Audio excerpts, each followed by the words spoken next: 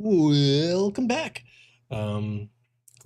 And we're back into the real deal. So we left off in the middle of a conflict. Super quick, really brief recap. You had recovered from your awful day. Everything had gone right the day of. You had walked comfortably through the jungle due to your piece of Everfrost from the frost giant Droofy, I think. You had gone through, you had camped at the bottom of the hill, deciding to scale the hill the next day. You met some Hadrosauruses, animals, some nice friendly dinos who camped right next to you. Sage, even on her watch, took the liberty of going down there and hanging out with said dinos and making friends with them. Getting the added benefit of getting to sit with their young.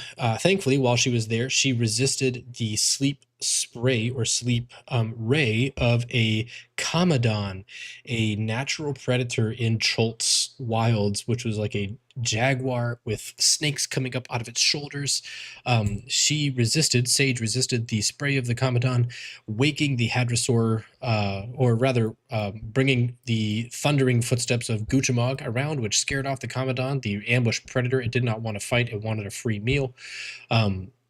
At the change of the watch, Ren cooked some food for you all, and you began your trek up the hill towards the top for the next day of travel.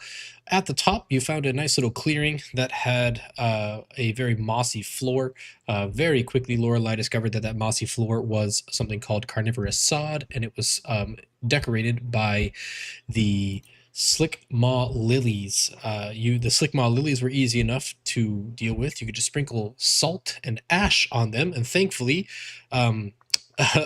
Phoenix had been collecting ash for you guys for this exact reason. They had been collecting ash for you. And you sprinkled some ash on these things, and when you got to the middle and sprinkled it on them, they screamed in pain, waking up these tri-flower fronds, which did not at all behave like the tri-flower fronds that Lorelai had read about in her Druidic primer of flora and megaflora of the exotic tropics or something like that. These plants begin walking slowly towards you as two giant mantraps, which are basically 10-foot large Venus flytraps with tenderly tongues, snapped up Jakob and Ren. Ren managed to get out of his thanks to a wonderfully placed fire spell cast by Lorelai and a very heavy sword strike by Guchamog. Ren was able to escape the trap of his man trap before being dissolved. And we ended the session with Jakob inside of his man trap going, and then the episode faded to black with credits. And that is where we pick up here in media res, in the middle of conflict here, as Sage. I believe you had shunned this carnivorous sod next to you, this little plant here, as you tried to shun it from attacking you. Is that correct? Yeah, and it worked. It did work. What would you like to do on your turn this time?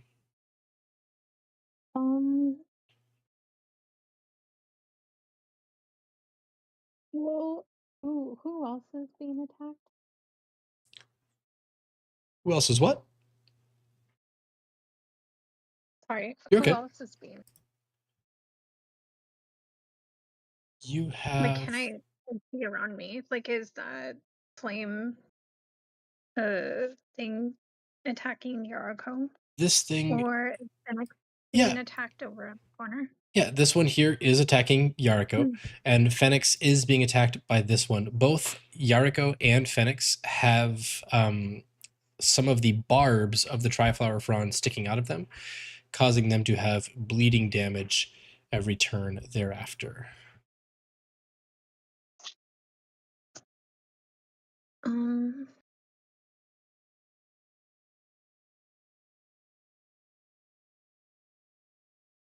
Let me see. I think I would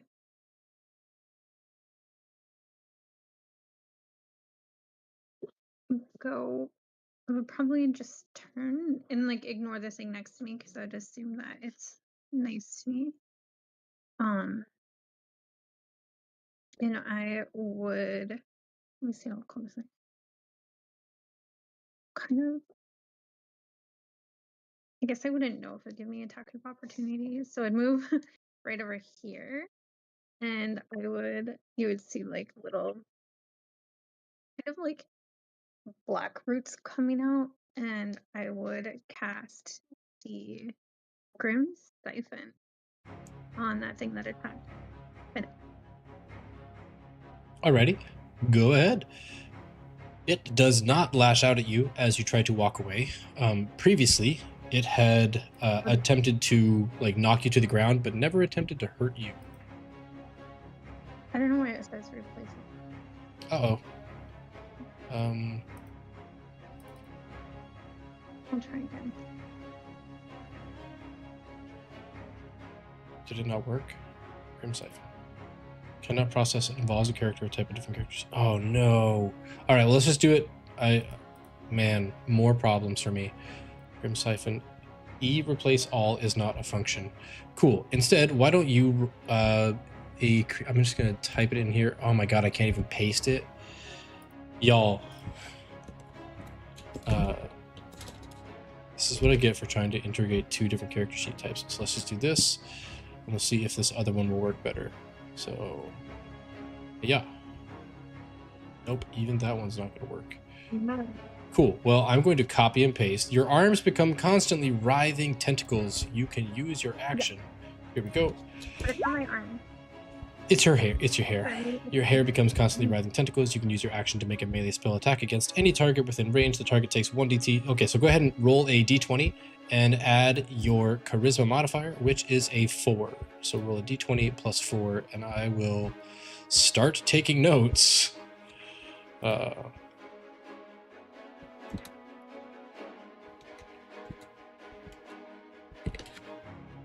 you know how to roll a d20? Perfect. 22 is most assuredly a hit. Target takes 1d10, so go ahead and roll a d10.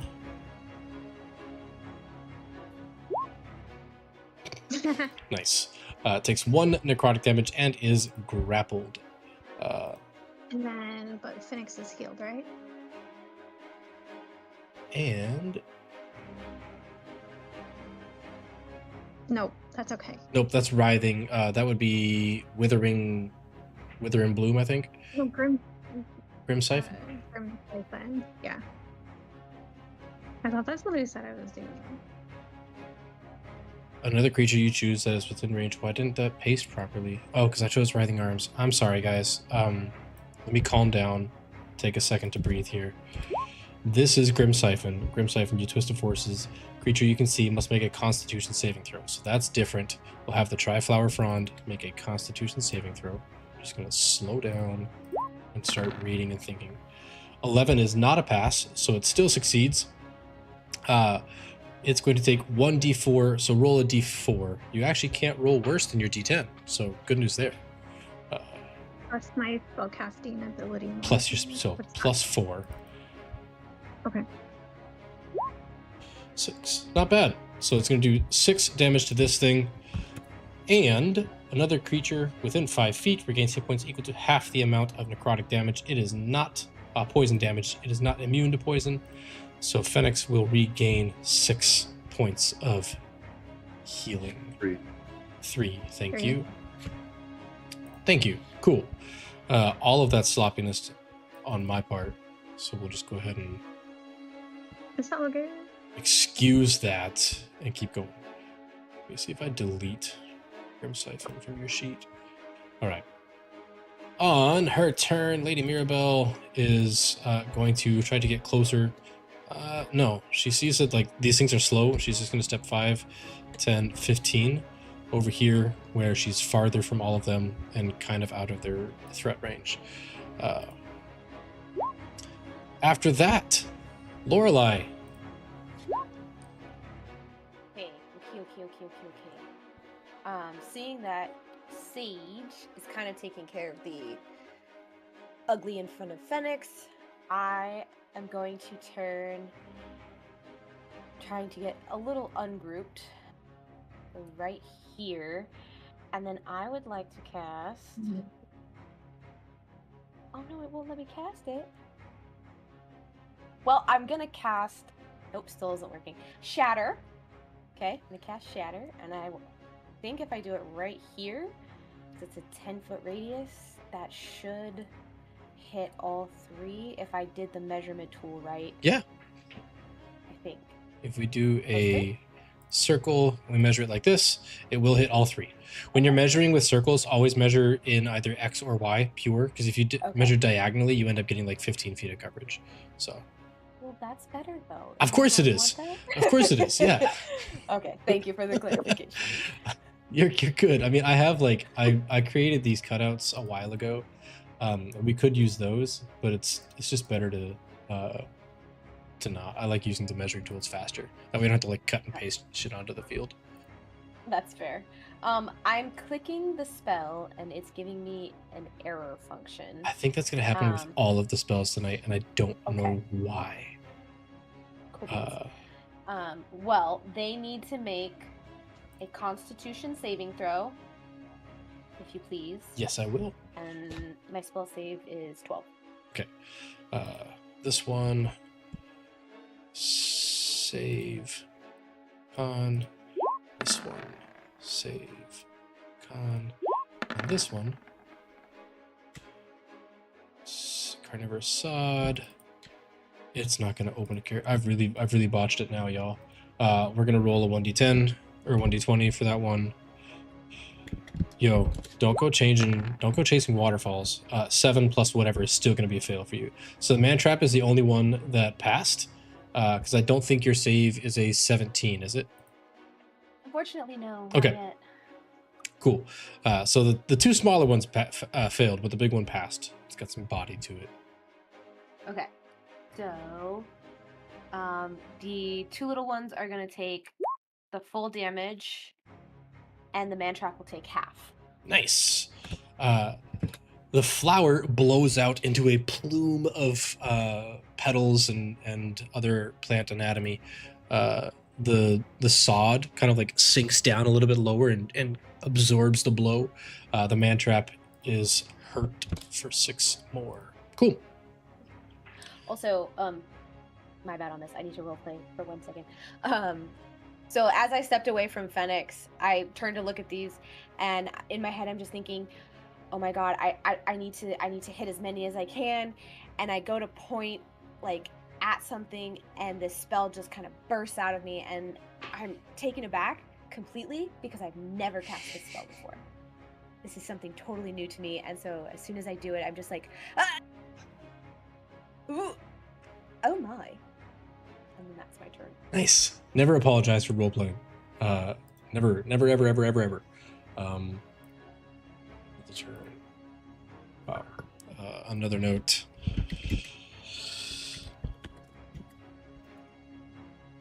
I'm making a list for you. What do you want me to add to it? Got it going. I'm posting it directly in the chat for full vulnerability. Cure wounds to healing. Yes, I can. I will handle that. Fierce. Cool. With that, Phoenix is up. Phoenix is not here. In light of better things, they'll take the dodge action. They'll take the disengage action and move over here because I don't want them to get hurt. This one. On his turn, sorry, he has to take an action to remove some of those barbs from the poison damage, so he'll do that. And move here to get out of its... Cool. On its turn, it will step past the one who's not moving and see that you have recently bombed and you are a very aggressive person, so it will come after you. See if this is going to fail too. Can it go... Cool, so these work. Can I get you to make a Constitution saving throw, Lorelai?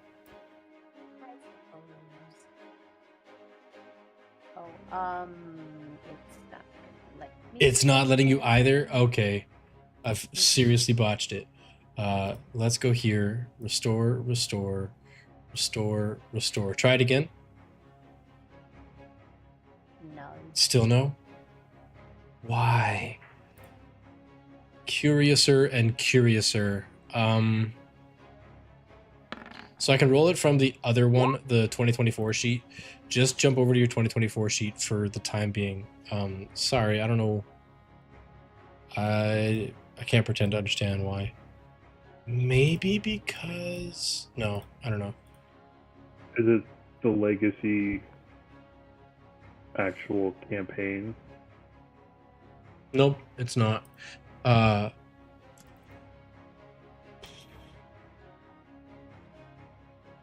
have to troubleshoot it later. So I restored all of your guys' 2024 character sheets. Those should work. I just rolled it from Lorelai's sheet. If you roll, there we go. 4. Yours was better. You can take the 7 if you want it. It's also a fail, but your choice. So you do take the poisoned condition. You can repeat this save at the end of each minute, so you have 60 attempts to pass it. However, its second flower is going to also attack you. Can I get you to make a dexterity saving throw? Unfortunately, you are poisoned, so you do have disadvantage.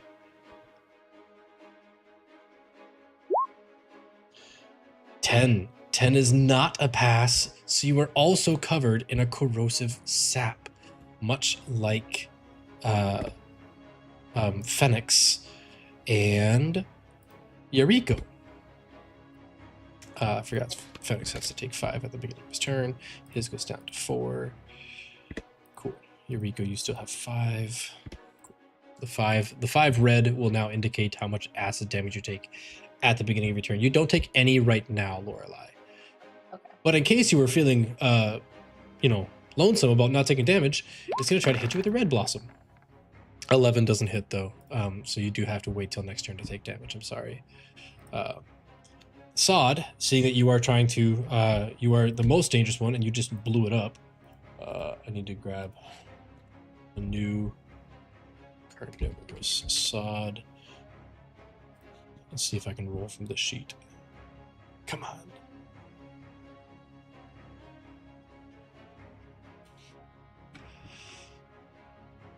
Will it work? Will it work? Cool. It works. I'm sorry, Lorelai. You take 13 piercing damage from the Carnivorous Sod as it chomps out at your leg. It will then attempt. Oh, it doesn't have a multi-attack. That grass strip is a lie. Cool.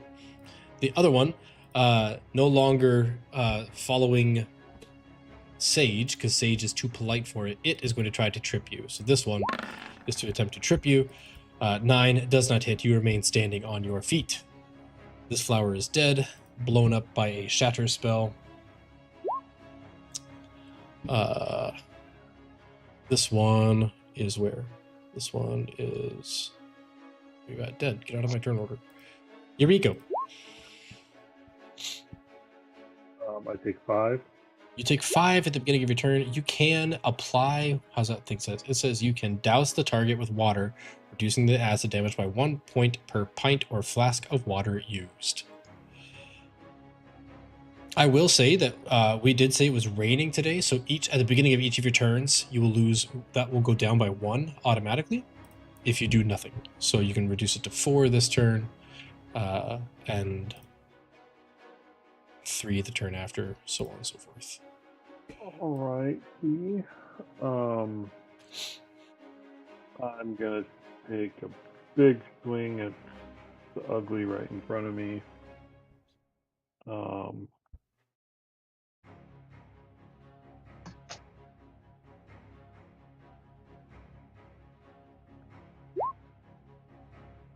That's a hit. For sure. For 8.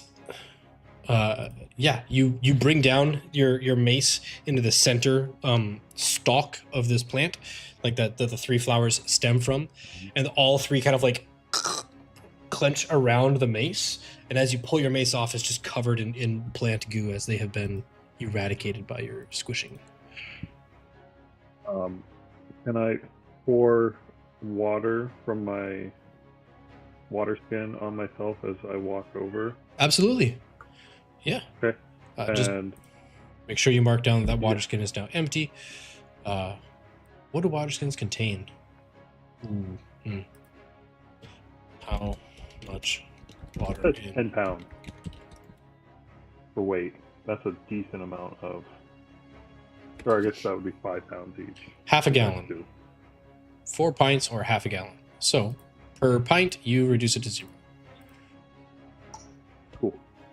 I will walk over right in the middle of everybody, and I will also cast that on Lorelai, pulling it from Fennec, because I can only have one active at a time. Okay. Zoop. Lorelai. I'll just give you I don't know. I'm not gonna waste time. Here you go. Nope, that's a bad one. That's petrified. That's not a storm moat. Goodbye. I can't hide it. Okay. Awesome. Anything else? Yariko. That will be everything. That'll be all. Guchamog, seeing that this thing has not yet been defeated, will run over here and cut it twice. Is his character sheet going to work? I never translated his to the 2024. So that's the culprit. The things that I translated to 2024 and back again are not working anymore. So I either have to figure that out or create fresh. Either way, Guchamog cuts this thing in half, spilling out the wounded but not dead, not entirely dead, body of Jakob Press, as Jakob is lying down on the ground, breathing slow and ragged. Ren. Let's see.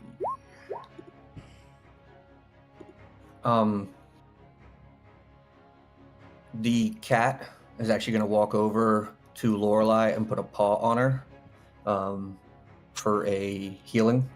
Okay.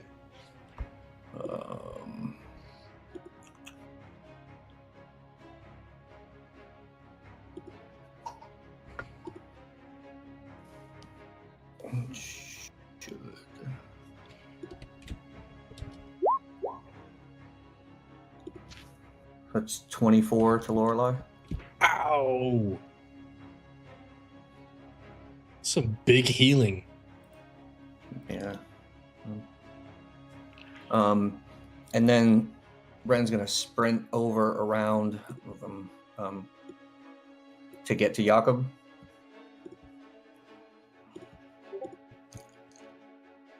You see him like slide in right next to the body on the ground, grab a little potion off of his pack, and he'll start squeezing all of the internal stuff into Yakko's mouth. So that's 7 healing for Jakob. Nice. You hear the sputtering of a drowning man as like, and then finally he takes big gulps of this potion and he grabs you and he's like, "Thank you. Please, we gotta get out of here." And so he's like starts panicking, but then stands up behind you. Jakob does have a turn, so he'll stand up on his turn. But yeah, like you brought him back from the brink of death, as he is no longer dead. The Mantrap is dead. The Tri-Flower Frond will move 10 feet and then dash 10 feet. I'm sorry, 10 feet is 5 feet is their speed, so they'll dash 10 feet to get to here. Jakob will stand up, see a path towards Lady Mirabelle, 5, 10, 15, 20, 25, 30, and then we'll dash 5, 10, 15, 20 to get behind the old lady. Sage.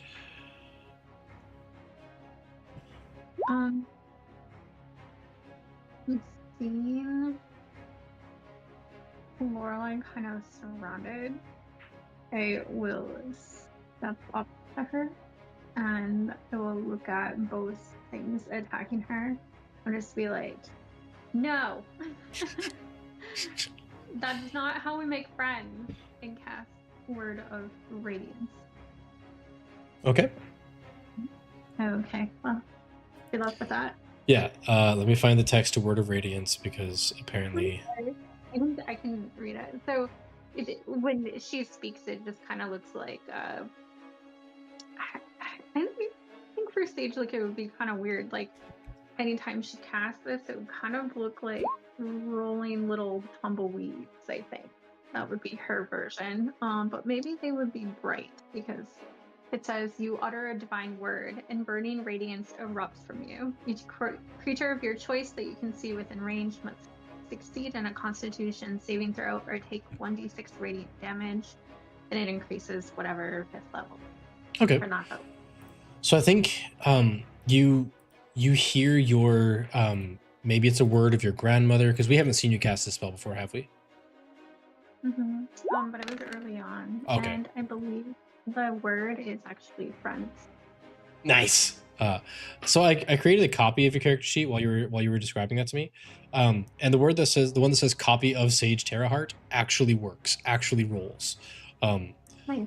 So I'm going to copy and paste that solution literally to the rest of you and see if that fixes.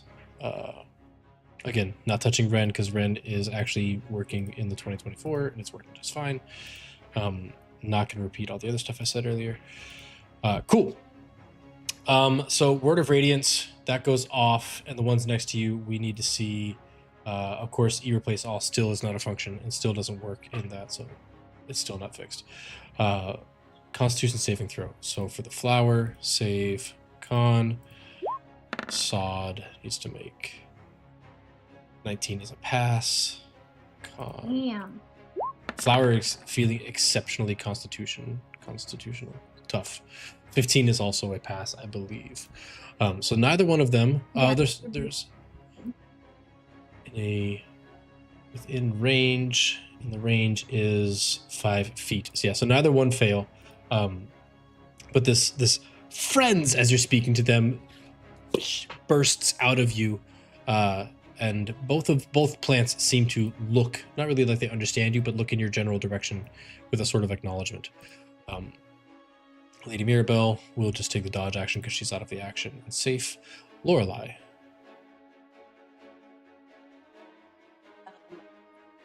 Feeling exceptionally surrounded, even by friends. First things first, I'll take my 5 damage. I'm actually just gonna do a spray of glass. Ooh, cool. So it kind of looks like that frosted greenhouse glass, but it's more green. Nice. And yeah, and it just kind of explodes out of me because like I'm just terrified because I'm so surrounded right now. So it does actually hit everybody. Ooh, okay. Which direction are you pointing this? 10-foot cube. 10-foot cube. So it's just from myself. Cool. In a 10-foot cube, I believe the way that cube is supposed to, my understanding of D&D rules, the way that cube is supposed to work is you place it in a 10-foot cube in front of you. Like you, when you do a 10-foot cube, it's like this. You get to choose the direction from you. If you would rather center it on yourself, I'm okay with that. Yeah, I was kind of thinking more it was like coming, like it was more on myself, like maybe like her hands are right, my hands are right here because I'm like, oh my god. Yeah. So it's more like coming right. Yeah. Yeah. I'm sure that's not the way the spell is meant to be used, but we're going to do it that way anyways. So Sage and Yuriko and the cat, I need all three of you to roll that DC 12 dexterity saving throw. That's for the flower. That's for the 2 sods. 10, 7, and 10, they all fail. All the plants fail. Did that roll? Goes good. Sage got a 6, also fails. And Ren the cat passes. Yuriko, you got a 12, so you just barely pass. So Sage and the plants are all going to take the full damage of this spray of glass, which is 1. It's so hardy, OMG. Oh my god. Oh man. We're going to have to get out the special calculator that's like 20 minus your roll. 21 minus your roll. Cool. That's awful. I'm sorry. Anything else, Lorelai? I'm just gonna whimper in terror. Yes, you're surrounded. These two, like, it looks, well, here I have the art of what they look like. They look like basically a mound of sod like grass on top and mud underneath, and it like lifts up and it holds itself up on these little tortoise like legs, and then the earth separates, kind of like an earth elemental, and just has like a maw of like little tiny jagged teeth on the inside. One of them is chomping on your foot, one of them is trying to chomp on your other leg, and the flower is just like in the same way that a flower, like getting hit with a lily wouldn't hurt, getting hit with an orchid would probably break the orchid, but they're coated in this substance. Um, Go ahead. No? Okay. Phoenix sees that things are going poorly, so he will actually help because he doesn't want more undead right yet. So he's in a magic missile, pew pew pew, on the. Of course, it doesn't work. I really wish I hadn't touched anything. What is it? 1d4 plus magic missile is 1d4 plus 1, and it's 3 times. 5, 3, and 4. So he's going to eliminate this flower on one side of you, Lorelai, and translate the other 2 directly into that thing down there. The sod directly beneath it. Thankfully, that one is dead, does not get a turn. This sod sees that it's having a chance. The 2 of them are going to gang up on Lorelai because they are they already see like the bird is not as the bird is hardier than the lady, so they're going to go after the lady. This one's going to try to trip you. 7 does not hit. The other one is also going to try to trip you. 20, you do fall prone. What does your storm mote do? There you go. It's the first attack. Okay. Mote Unfortunately. has disadvantage. Okay, so the storm mote goes away. Bloop. I'll go ahead and remove that. I don't know, weird comment thing. Awesome. On your turn, did you take the 5 acid damage from the? Okay, cool. Thank you. Those things both had their turn. Eureka.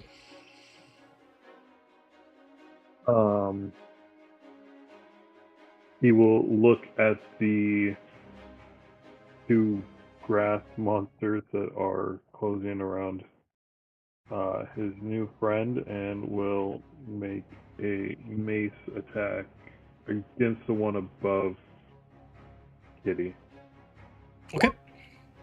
A mace of 14 does hit. Alright. For 7. Yeah, and these things, it feels like you're hitting your mace against mud, because you are. So it's just like a resounding poof, and like it blows a chunk of grass and dirt off of it. It's hard to tell you're hitting rock, earth with a mace. So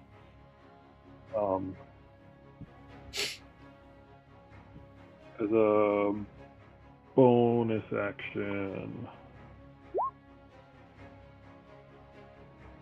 I will tell me what it's vulnerable to. Oh, it is vulnerable to fire. Thank you. I'll do that after realizing how terrible my hit was, and you also can look. grant it a vulnerability to one type of damage. What would you like to grant it vulnerability? Until the end of your turn, the target has vulnerability to one type of damage. Oh, until the end of your turn. So I guess do that first next time. Yeah, I was role playing it like I hit it, and you said it. Got it. And I was like, oh, this isn't going well. I understand now. Thank you. I will look to Lorelai and be like, they're weak to fire. Can you hurt them like that? And that will be the turn. Perfect. Goochmog sees that Lorelai is surrounded and will go attempt to beat this one up. So 1, 2. Round it again. He will cut this one in half and try to take its position. Man, get out of here. So that she cannot be surrounded again. Bring it back. Cool. And then Ren, as you are very quickly clearing out these adversaries here. Ren's going to stay on the ground with Jakob, but the cat is going to attack the creature above it surrounding Lorelai. Let me spend all that. That's Oh. definitely a hit. That's a critical. Yeah. Okay. Cool. I don't know if I set up the criticals properly. So we're doing we do crunchy criticals, which just is a fancy way of saying you get max damage on the die and then an extra die. We don't need it because your 23 it just scratches this thing up and it breaks apart into tiny little rocks. It's the equivalent of death by 1,000 stabs, like death by 1,000 cuts. Just death. And then with a bonus action, it's going to look like the cat is doing it, but it's going to jump up and spin around Yariko and heal him for... Where is it? 2 healing lights, a d6. Cool. Ugh. Wow. But, why is it rolling a yeah. +0 on that? 1d6, you got a 1 + 0. So. Weird. But yeah, that's my turn. Okay. Excellent. This being the only one that Who was is... that to? That was to you, Yariko. This being the only one that is alive, we'll go 5 and dash to 10 to get closer to Ren. It cannot attack him, though, because it dashed. Jakob is safe, and we'll take the dodge action over here. Basically, just imagine Jakob and Lady Mirabelle like looking around at the other plants around them, like, is this one bad? And they're, like stomping on little like one of those tiny little plants that have like the pricklies. I always used to find them in the soccer field. I'd find them because I would tackle somebody and then like get cut up on my leg. Stupid things. Cool. Sage. There's only one little flower left, truthfully. This one down over here. Everything else has been eradicated. But it hasn't been attacking Ren, right? It's trying to get to him, but like it's very slow. It's like Yeah, it but I walks haven't across the seen it battlefield. anytime. Yeah, I know. Just Without the feel beard, like- it's awful. I think I would just try to run up and stop it. I can't. How far is that Word of Radiance range? I believe it's 5 feet. Okay, so I'd run up next to it. 5, 10, 15, Mhm. all up to here. Word of Radiance requires a save from the plant. A 19 is a pass, unfortunately. Oh, I don't actually want to hurt it. Like, I'm not really sure what I'm doing. I'm just yelling, like, wait, we're all supposed to be friends. Plants are friends. Fish are friends, not food. The plant does not understand this term friendship. It just wants to consume your life Not essence. yet. Not yet. You just Rehabilitate it. Lady Mirabelle, same thing. I'm going to take her out of the turn order because she's no longer a threat. yes, I would like to adopt a plant. By all means, pot it and What take it would- with you and love it What and would care you for it. do?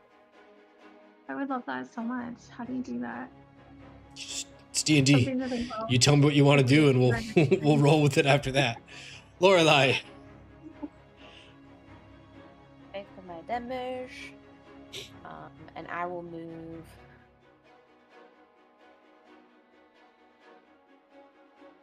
15. Going around the cat as best I can. And I will produce a flame. Oh no. Gonna try and burn him, but Yeah, you shoot a flame and like the three fronds, like it curls right between the three of them, as they like make a little heart emblem around it, like as they taunt you. Phoenix will take his 4 poison, walk up behind Lorelai, and unceremoniously uncork his water skin and just over your head as like he washes the poison off of you, but without your opinion on said matter. So now it's just flowers just sticking to my face and everywhere. Yeah, it's Calypso when she comes up out of the water, like just drenched, the sticking to your face everywhere. Yeah, Rico. Just seeing the one thing left, I will cast Clockwork Bolt. So a ranged weapon attack. That's one thing we never did. So that's a d20 plus my dex, right? Mm-hmm.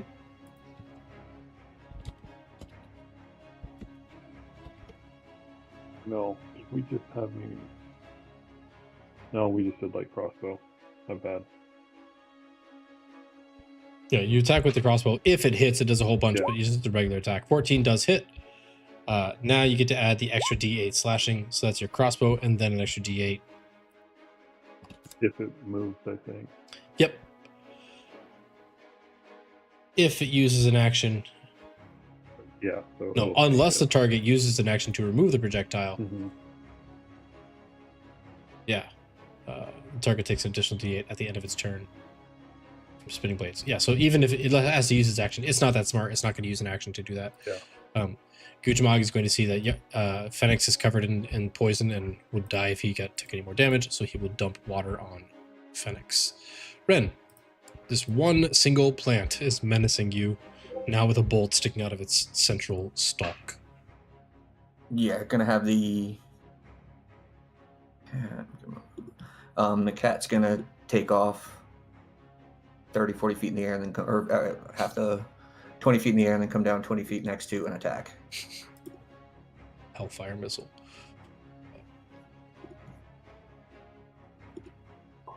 20 is a hit. Okay. For 11 is enough to tear all three flowers out of the central stalk, causing this creature. His is on Whisper. I don't think none of that shit. I'm gonna turn yours off of Whisper here. I don't know. It's not on Whisper. It's just going through on the Whisper. Weirdly enough. Oh, yeah. Yeah, I was like, why am I? What is happening? And I was Sorry. like, no. It shows up on my screen, and it doesn't even show up on the YouTube capture. Well, I've got all kinds of things to figure out today, guys. Go figure. Okay. Ren. Happy New Year. Yeah, no. New year, new problem. What? Whatever. It's still D&D. It's still fun. This flower is officially wasted. As we quickly we come back into the scene where the rest of these Slickmaw Lilies are now screaming in unison. This once quiet glade atop this hill is now like just a bunch of just screaming plants atop this ridge here, as the rain rolls in, slowly drowns out this sound, but you are left in at least a relative clearing. You've burned out all the holes, all the Slickmaw Lily around the area around you, and you can see that 60 feet that way would be a cliff towards Port Nyanzaru. 60 feet to the east would be the end of the clearing and the beginning of a hill going down where you just climbed up. But yeah, you successfully eliminate all these plants without anyone dying. Though it wasn't. You said there's a cliff going towards Port Nyanzaru? Yeah, it's not like a cliff. It's like the same like muddy slope that you climbed up to get up here. Again, remember to get up here kind of took you the larger part of the morning block of the day, because it was like you'd climb up and then there'd be like a mud slick back, and then you'd climb up and cross a little bit and go up higher there, trying to boulder it. If you're not a rock climber, I'm not either. It's okay. I just imagine that sometimes the climb is easy and sometimes the climb is not, and the climb that looks easy sometimes is not easy, and the climb that looks hard sometimes is actually easy. Climbing stuff. It's super clear that I'm not a rock climber. Like terminology, really, really, really professional. You're doing great, sweetie. Thanks, Frond. Cool. So yeah, I as the scene steadies here, I think Lady Mirabelle and Jakob would come back over closer to you all, and like, oh, I really thought we were dead there for a second, but that went so much better than the dinosaurs, and that was good. Something tells me it's always easier when flowers. Sort of. Yeah, but I'm not complaining. But like, why did they attack us? Well, they're carnivorous, darling. They want to eat. And we're the closest thing to a snack.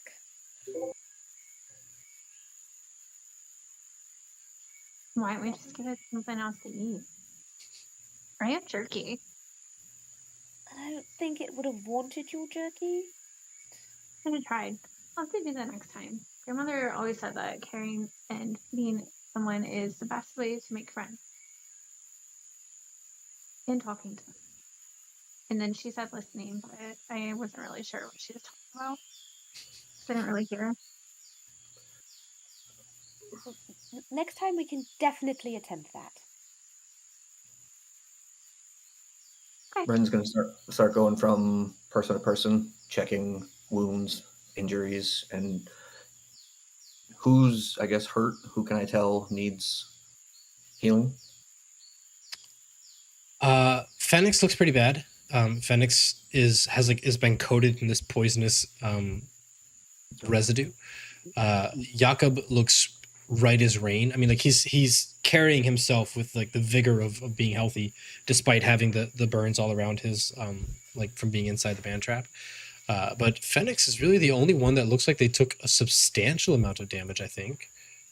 Unless my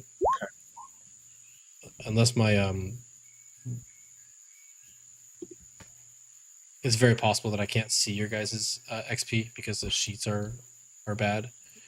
I'm No, about half health. Yeah, so they are bad. Cool. I'm -2, so I'm good.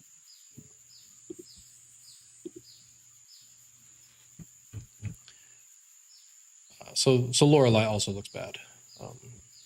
Okay. Then I'll use Battle Medic on each of them once, so they can re-roll a hit die for that +5. Nice. And that's without a short rest. It just happens. Pretty handy. Yes. And that's to the uses, so I'll reduce those. But that's just, I'm just kind of walking around and just dressing wounds and stopping anymore.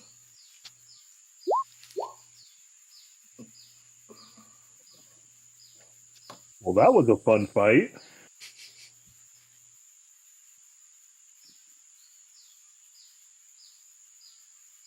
Yes. So much fun to just be on a walk and then suddenly be attacked by things that look so beautiful. Actually, one moment. I'm going to pull out my backpack and pull out a pencil. I'm going to pull out the Druidic Primer, and I'm going to start scratching and like writing notes down on how badly whoever wrote this messed up on these dang flowers. And then below that, I don't think I have it, so I'm going to talk about the Mantraps a little bit. And just like write down, and basically like I've just stopped caring what's happening. Like we don't have to walk. I'm now in full scholar mode. Nice. Yeah, you do not. I mean, you technically could hang out here as long as you wanted to. There's no pressure to leave. How long would you all hang out in the same place? I would refill my water and suggest that anyone who used theirs to douse would do the same. Yeah, Guchamog will and Fenix will both open their cantinas or their water skins. It's kind of hard to like catch rain, so maybe they'll try to like funnel a plant, and make sort of like a wider mouth to catch it all.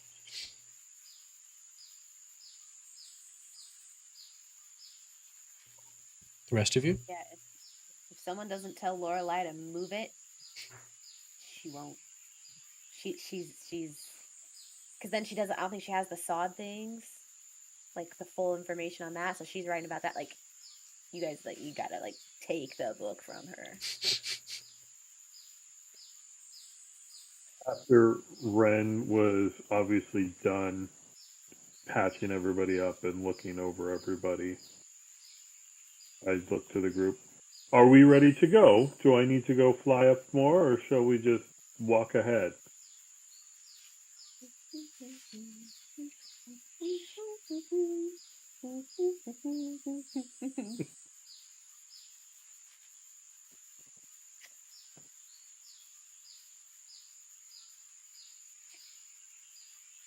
What? I was not listening.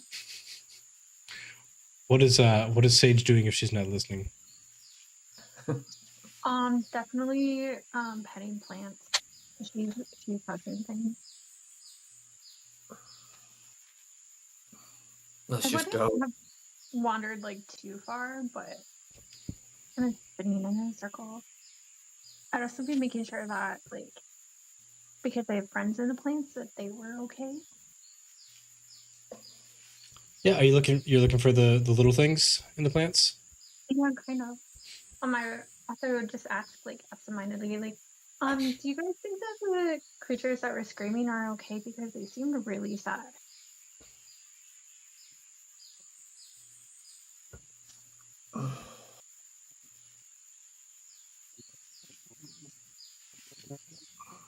Without looking up, I just go, "Oh, it wasn't the creatures, darling. It was the plants." The plants were screaming?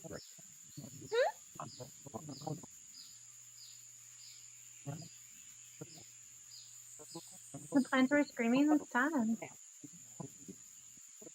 They still are, by So the I way. don't know what's They going still on are with screaming. your mic, but there's like, yeah. They're still screaming. I would try to wander over to them that are screaming. Yeah, you walk over to one of the Slickmaw Lilies, like Lorelai. You I see, would try to heal it. you try I to. would try to heal it. Yeah, it doesn't look injured by any means. It's just like It doesn't matter. perfect. You extend your hands out. How do you heal it? I would try to cast, I guess I would try to use the one where, like, because it seemed like they were a dying scream. So, whatever that's called. I don't know. My sheet's stupid. Spare the dying. Yes, thank you. Yeah. You like hold your hands out over this plant life. You try to cast Spare the Dying. Kind of like, Yeah, I you don't know if I would like touch it just yet because like I don't have permission to touch it. You know, usually they have to tell you first. But I'd just be like, it's okay. Like we can be friends. Yeah, I don't think Lorelai notices because they're writing in their book. You described being pretty fervently attentive to your book, correct? The rest of you notice Sage walk over to one of these plants and like pantomime their hands over it, like I don't want to touch you, but I want to heal you. And the plant seems to like, in the same way that sunflowers will turn towards the sun or turn towards each other, or the same way that like a staghorn will like cling to a tree, that the leaves turn around and cling to the tree, or like wisteria has this very like sticky sort of almost phalanges on their vines. It like curls up and it's trying to get to Sage's hands, as Sage is like holding her hands out, and the leaves, the petals are just like fawning at your hand, trying to get you to like lay your hand on it.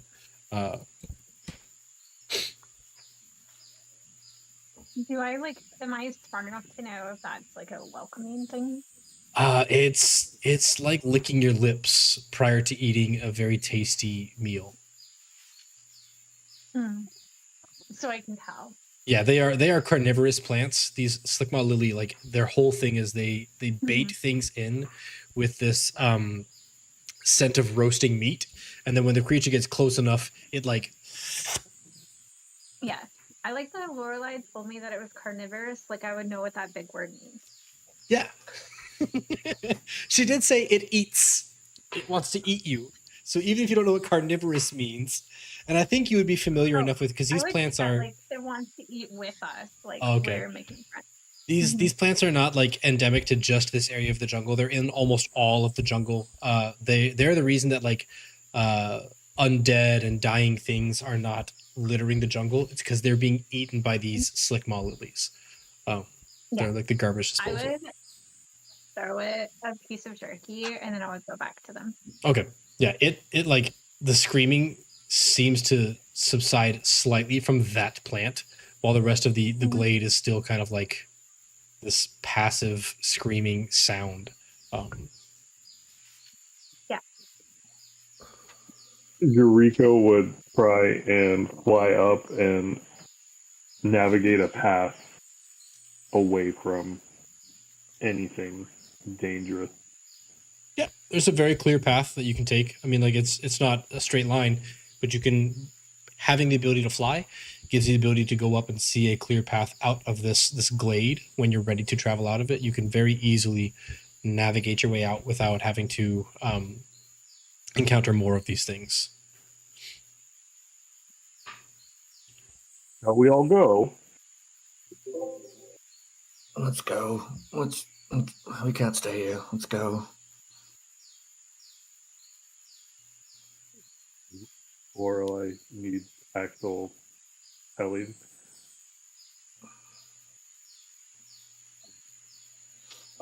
Lorelai, I would like you to please put in your notes that those things do not like fire. But Oh, that was perhaps we already could in do the that notes. later, where we're not walking, unless you can walk and ride at the same time, and I'll push her a little forward. You know, it's very rude to touch someone when they're writing. Don't you know this? Ugh, I'll have to fix it later now. What's happening? And I would assume by this point everyone else is a little bit ahead. Yeah, makes sense.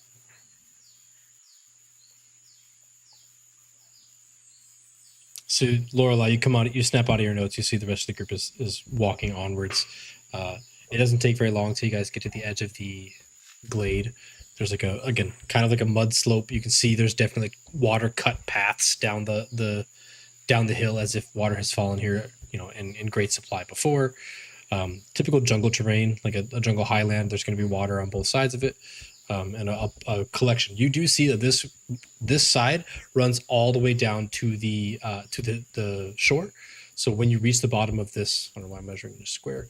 When you reach the bottom of this 10-mile descent, you will be at the water line, where you could take a straight shot across open water to Port Nyanzaru, or cross the river and end up in the same floodplains that you were in the trial of initiative.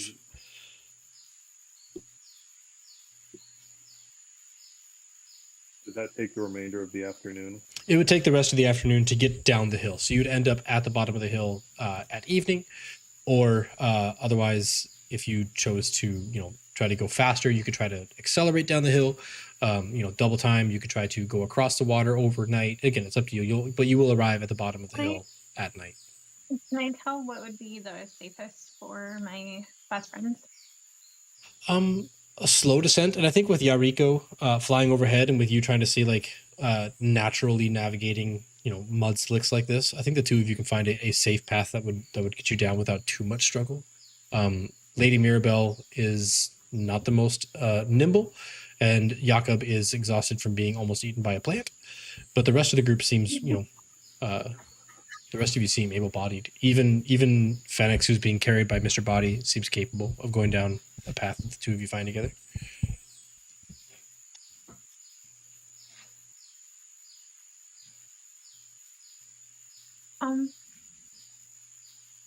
Which way do you think is the best way to walk? Or do you skip, or do you just fly the entire time? Or, Yariko, right? Or, like, do you usually fly ahead and tell them where to go? Or do you want to just wander? Because I love wandering. That's how I've made all sorts of different friends. I would land next to Sage I fly ahead so that we can get places quicker, but I can walk, and walking is enjoyable. But there's special moments when you're flying where you can see more than you could from just the ground, and it's quite amazing. That's so cool. I've only really climbed like a really tall tree once, but it wasn't really a tree. Apparently it was just a old building, I was told. But that's okay. It was still really fun and really high, and I got to see things. Would you like to see it a little bit higher? Yeah, absolutely. I love getting as high as I possibly can, as much as I can. It's something my grandmother said is probably really good for me. That's how we'll probably make more friends, but I don't know if that was right. But you know. I was sure we're told that talking the about higher height you here. go, the harder you'll fall, but really, like, I think falling's part of the fun, you know? Thomas, if I was to grab her and dash and use all of my movement, how high could I get with her? What is your fly speed? 30. 30. I would say if you like put your pack down, if you're because you're traveling with your armor and you're traveling with like weapons and priest pack and all those things. If you were to like take your backpack off, flip your armor to like the fly mode armor and pick her up, you could probably dash 60 feet up in the air. Okay. I know that will- typically like carrying a person. This isn't like a mechanical carry. You're doing this for roleplay. Yeah, you can fly. You can fly as high as you want for roleplay. Yeah, I would take some things off during one of the breaks and swoop down and go as high as I could up so that Sage could get a view across the entire bay and floodplain. Yeah, Sage, as he carries you up, It's a whole new world. I think, like, for once, I would literally not just say, I would not be saying anything, because I would just be like, oh my god. Like, I don't think I would be afraid necessarily, as more like overwhelmed in the best way. Just like, it's so bright, it's so big. Oh my god! Like, this is the world. Wow, it really is Only a at your small port of the fingertips. world. Yeah. Holy cow! You can fly. This is so cool. I've never been this high before. So it's that her like being Brian quiet. has, a thermal and like possibly just hover so that like you could, look at something for a second.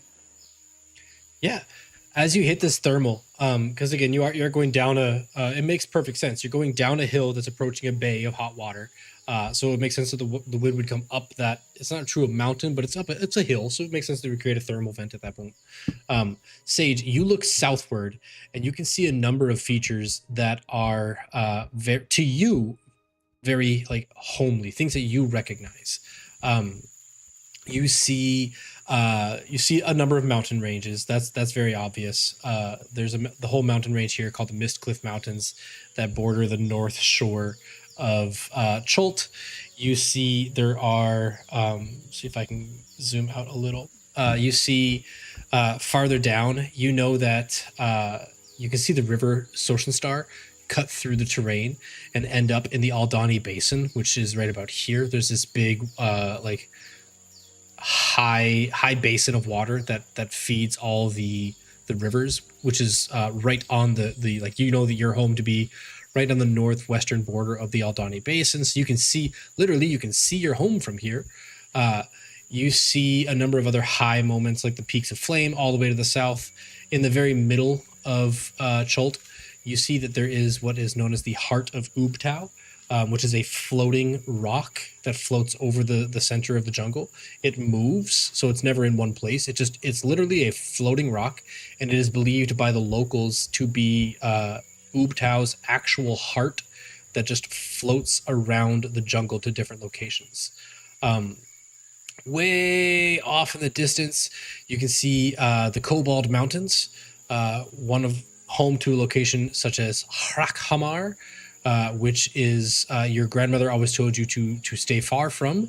unless you wanted to encounter what she called the Big Ugly Flame, who was a fire-breathing ancient worm, not worm, but WYRM, called the Big Ugly Flame. There is, again, so just all the things that like you're used to seeing, that you're used to hearing about.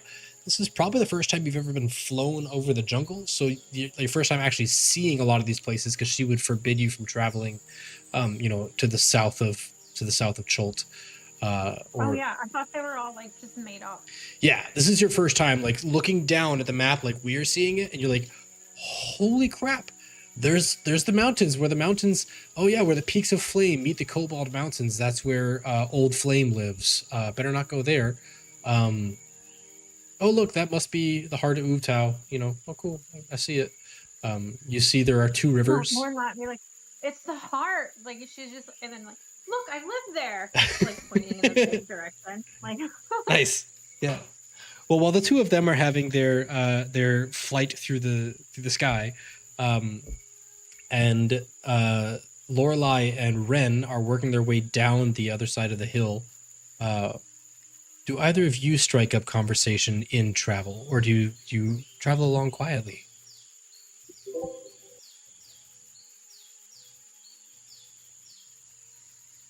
I think I'm kind of terrified of Ren because he's a little cranky.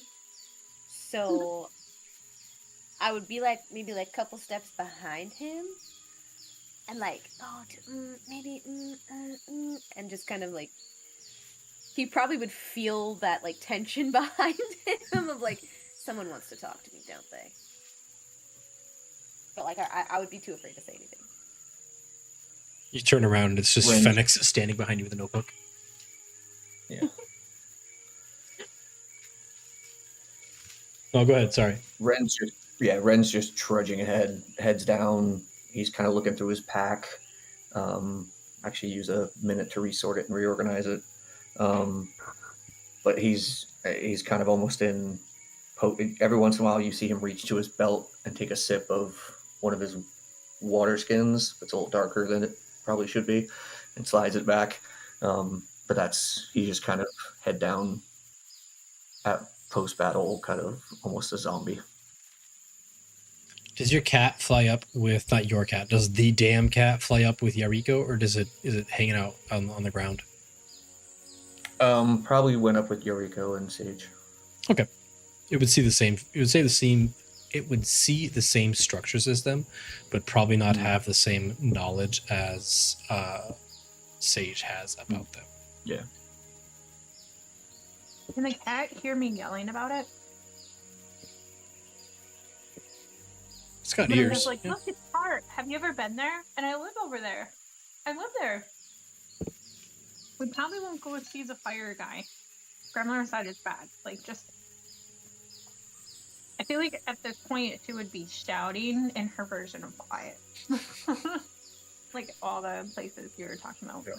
One side of my head is just ringing from the content. Nice. Yeah, I'd take us back down.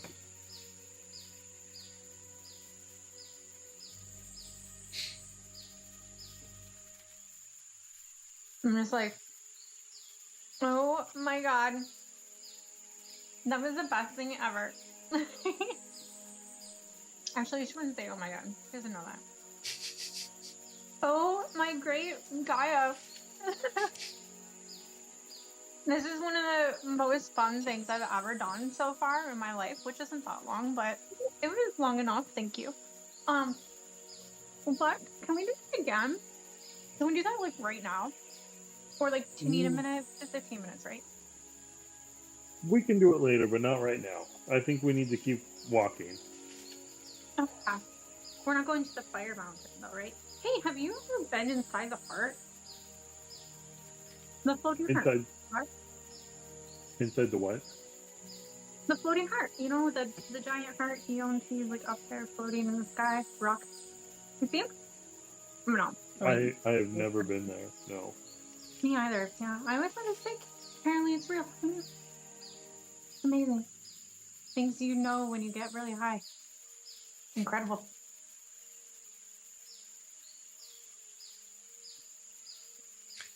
You did see a floating rock, significant, that there is a floating rock over the jungle. You also saw the telltale signs while you were up there. There were the telltale signs of an Aarakocran civilization over in this direction, over here.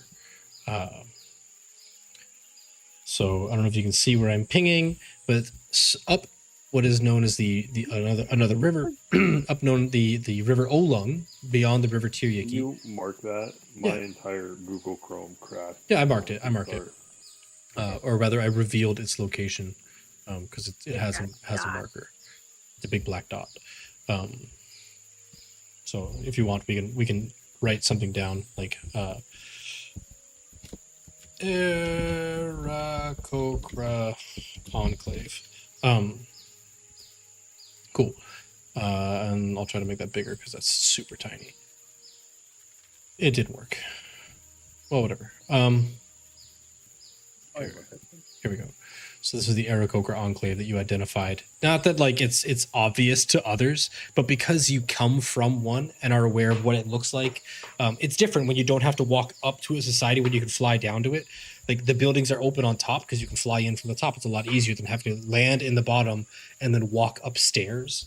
You would just like, if you wanted to go from the bottom floor to the top, you just fly out of the bottom and into the top because it's way faster.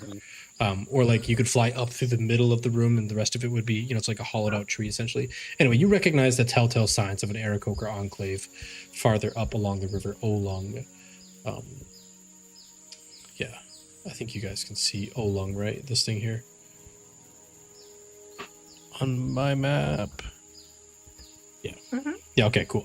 I can see all the stuff that's like DM revealed and non-DM revealed or players revealed, so I just want to make sure that I'm being transparent there. Cool. Well, throughout the rest of the day, walking down this mudslide of a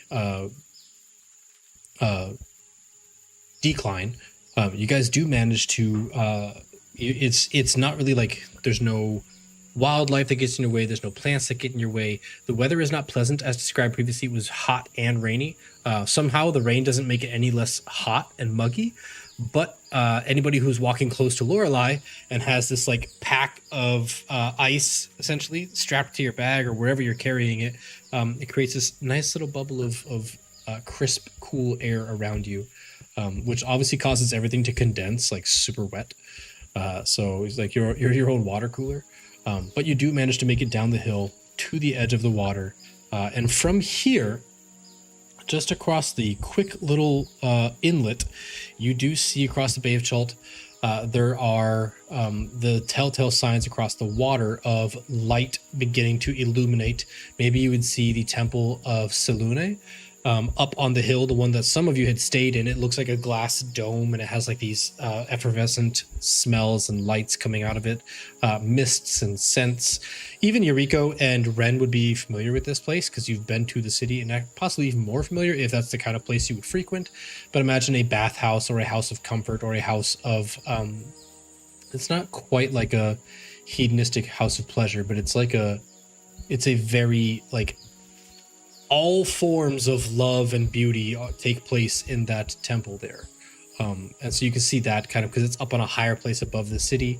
So you can see all of that over across the water.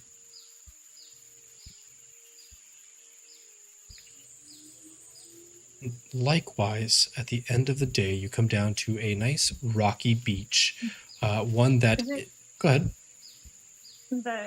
The place you're describing, it's not the one that we had already stayed at, right? It is. Yeah, that's the place that you stayed at. That they were like they gave you the baths. They were very kind. They said anything for the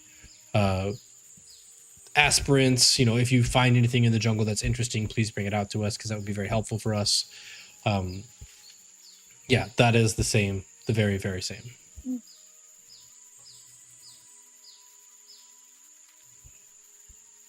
Why did you have specific questions about that? Nope. Oh, I was just wondering. Okay. Cool. It is the very same. Well, as you arrive down at the beach, there's some driftwood and things like that. And I say beach, it's more like, well, no, it's a beach. It's a true beach. the sands. It's not like the mangrove inlets that you walked past before. This is a much more open part of the water. So it does have the ebb and flow necessary. It's probably not a sandy beach, but it's a beach nonetheless. And yeah, you are. It's evening. As you get there, instinctively, Lady Mirabelle begins like going through her whole evening ritual. Jakob throws himself on the ground. Mr. Body would put down Fenix and allow him to rest and collect his evening rituals as Mr. Body goes to present and prepare his sleeping arrangements. Kind of like expecting to stop here, but nobody really stops to ask you if they are stopping here.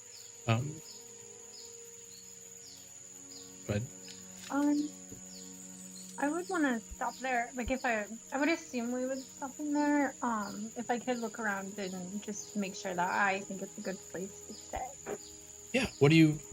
I guess you like look around the. Are you looking around the water? Are you looking around the shore? Looking around the forest leading up to the shore? Away from the water because I wouldn't want to be close enough to where we would get involved with high and low tide. Also, I don't think that we should ever camp too close to water.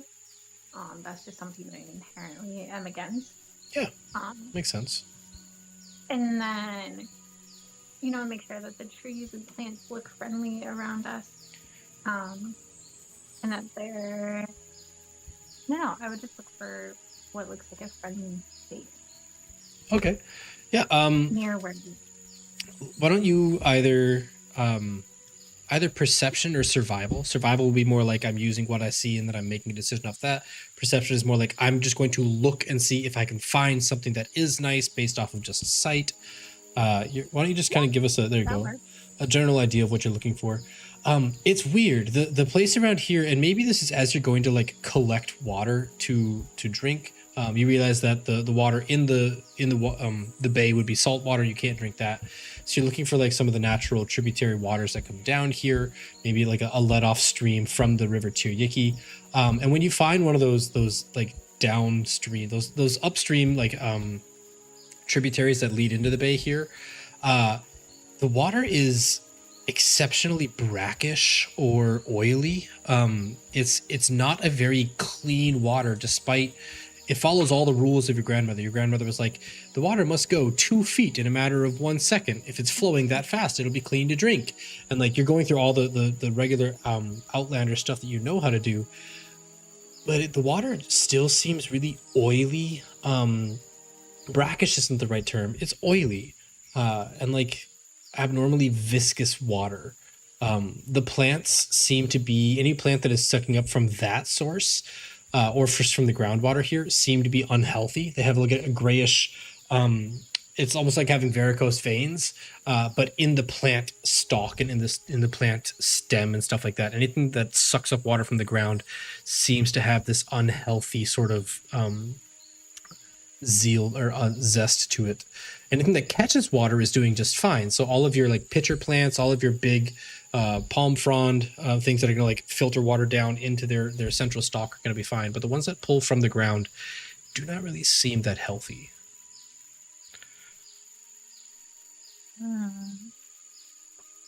What are the rest of you doing while she's... Go ahead. Right. Could I get like water from nearby plants instead? Absolutely. Yeah. There's a number of plants that have like adapted to the heavy rainfall. So they act like a cistern in the center of the plant, and they collect their water here, and then they drink from the water, so that, in a season where the water is bad, they can drink from the sky. So yeah, there's a number of those plants that you could like tip over into your water skin. You would be depriving the plant of their water, but they're friends, right? Would I be able to take a little bit from each plant? Yes, you would. It would take you some time, but you could refill your water skin by taking a little bit from each plant. I would take a bit, yeah. Yeah. I would be doing... Well, I would want to do that and then set up my tent. I kind of feel like I can set up a tent real fast, though. Fair. All right. While Lorelai is walking around the area, a camp has not been established yet. So while Lorelai is just walking around the general area, picking up the water from these different plants, taking a little bit from each and never too much from one, what are the rest of you doing around this time? You mean Sage? Sage, not Lorelai. I'm sorry. We've been playing for 21 episodes and I still don't know your names. And you haven't even been swapped out. That's my fault. Well, Lorelai, seeing that we are making camp, I would probably like haphazardly throw up my tent and just get right back to my book. I got Nice. stuff I gotta remember and get it written down. All right. How about the rest of you? I think at this point, if we've kind of all conceded to camp, Ren's going to start setting up a central fire and cooking area and just kind of start trying to put a meal together for the evening. Okay. Yariko? Would be trying to get any possible dry wood for a fire, or if not, something that could dry near it so that when it goes on, it's not soaking wet. There aren't as many dead and dried plants around here because you are at the bottom of the the rain shadow, not the rain shadow, the rain what's the opposite of rain shadow? Forest. You're on the rainy side of this ridge here, so most of the plants and animals are doused in water, and the ones that do die get washed out into the water and then get washed out into the bay. If you walked upstream a little bit, you might find some of those, but for the most part, this is a very wet and living. You know that most of the plants that would be good for kindling have to be woody or hardy, and these are very bendy, viney sort of plants. Yeah, we're in the windward side that Seattle. Yeah, it's hard to find. I mean, you'd have to find, maybe you'd find some logs on the beach that have been petrified, but even that is going to be, it's almost too hard to burn at that point. So it even to you as you're walking around, it feels unnatural. You notice a sort of runoff in the water. Something that is why don't you roll nature check as you're kind of looking around for these I still don't have anything. Nice. Really? I need to research. Okay, cool. It's not a me thing. It's Chrome. I got you. Yeah, Google Chrome. Pick a number between 1 and... I'm just kidding. With enough time, I was gonna have you pick a number for your roll. Google picked 27. Apparently, I don't know if you guys heard that my Google was 27. It's weird. Okay with that. All right. Well, what you find as you're kind of looking around, as you're looking for this plant, you maybe you have a different perception than Sage, because you go up a little bit higher and you do see that there is a large mass, like a carcass, a little bit upriver, maybe a mile around a bend or something like that. And this large beast seems to be sort of letting off either its blood or its fat or its blubber, or if it swam through something is letting off into the stream here. It seems to be a pretty large creature. I don't know, maybe whale sized, bigger than a shark, not quite like a blue whale, more like an orca whale type size creature. Hey, Lorelai, do you just know about plants, or do you know about animals and things? Well, I'm definitely better with plants, but I suppose I could take a look. So, you said it was a mile away?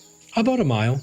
No, I mean, if you're up, you can see it's around a bend, Yeah. maybe a mile and a half, not far. So, would I be able to describe it Yeah. to Lorelai and have her roll something, or is it something that's so completely foreign to me that trying to explain it to her? You can. It has a bloated abdomen.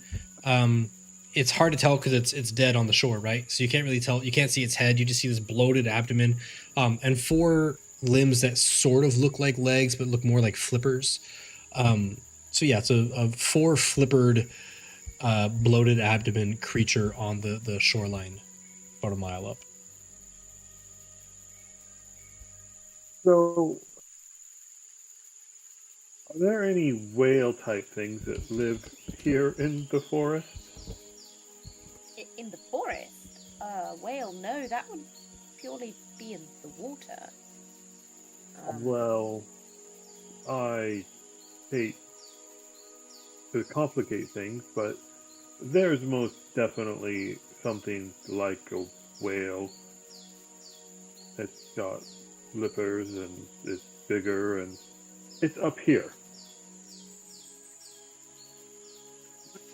Okay.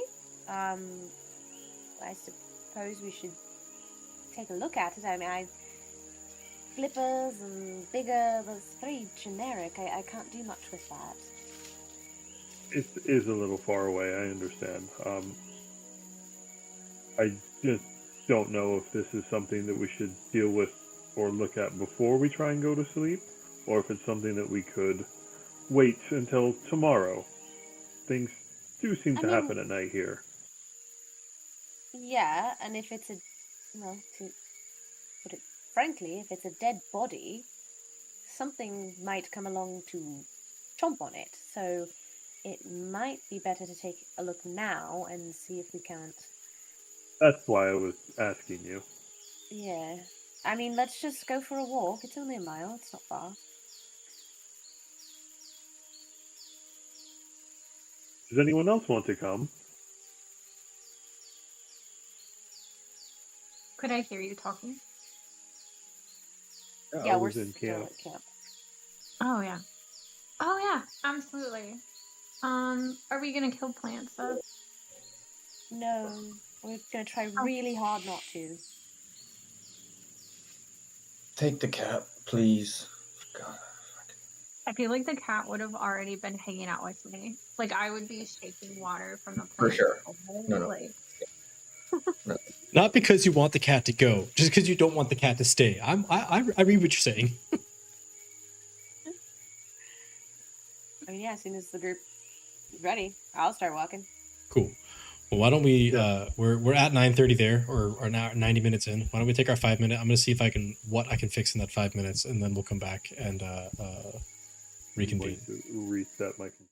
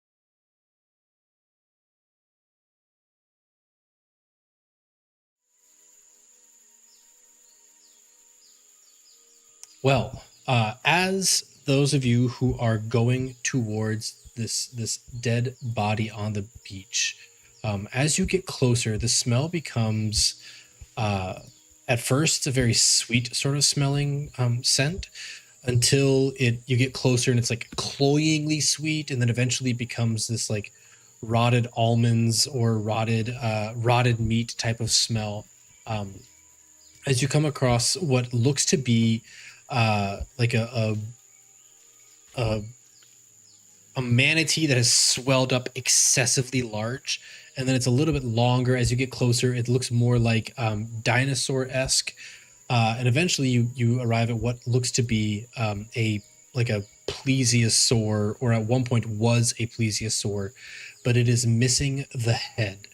Like everything neck up has been cleanly chomped off. You see that there are rigid, like jagged flesh marks where the head would be. Like it looked like something grabbed it and pulled, as opposed to like a clean, like a tortoise has a clean beak like appendage at the front. This is more like many teeth grabbed it and pulled and ripped. But nothing has disturbed the meat itself, like the actual body. So it's like it got will be hunting for sport, or hunting for aggression, or hunting for territory. As you see this bloated dinosaur carcass on the beach. The smell is intoxicating, and not in a good way. The air around it seems to have this sort of like warbling, wabling effect, and it has a runoff going into the river here, causing a sort of like that oily mixture of almost brackish looking water going downstream into the bay here. And as you look up the river, you see the same telltale signs of that oily water coming from upstream as well.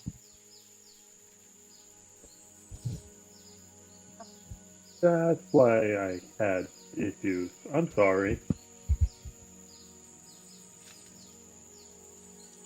Why are you Issues sorry? describing? Yes, Please? I apologize. Oh, it's fine. It's dead. I mean, bloated is bloated. It's much easier to go and take a look. And it seems like there's a lot more going on here.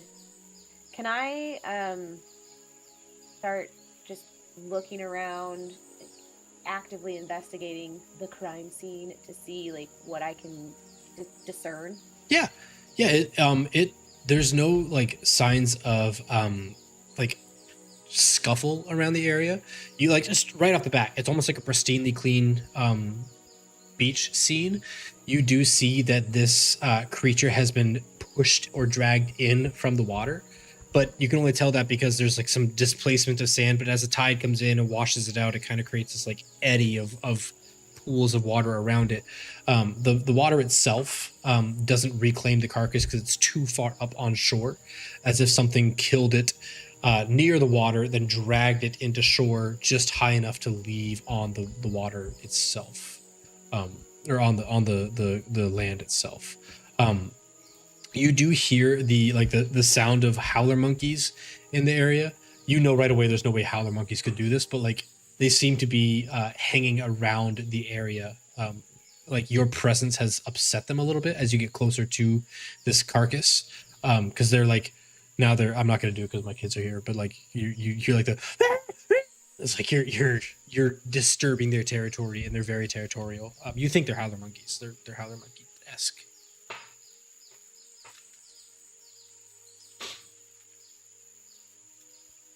Do you think this is all right for the night, or do you think we need to find somewhere else to stay? 50-50. I mean, clearly been here a while. Whatever attacked it could have taken what it wanted and moved on, but it also could very well draw in other predators. It's the jungle. Everyone's a predator. Or you're dead. That's a very good point.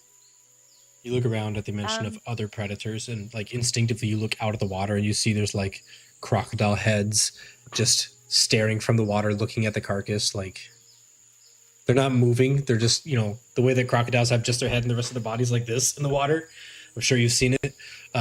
They're just floating by in the water like, what you got over there, friend? Like, there's a couple of them. Come on, Greg. It's What are you attached to doing your fishing in my rod. water, boy? Yes, Just your line in my mouth. Whatever he says. What do you think of me? Bailey. What you doing in my head, mother liquor? Make an assessment.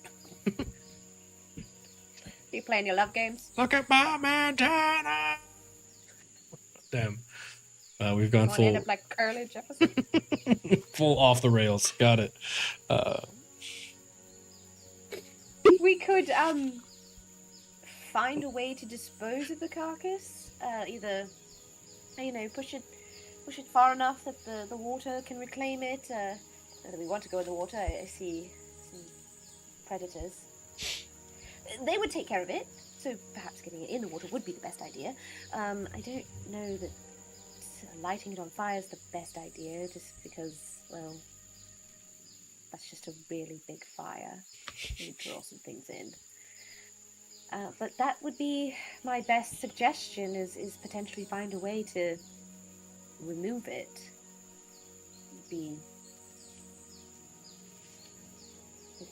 That's what I would suggest.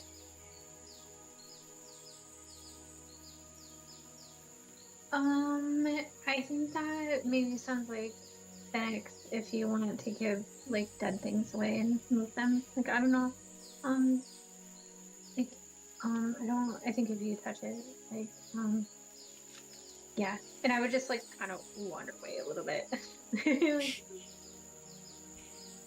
you can remove the dead body. I'm good. Listen, I I am don't not know. strong.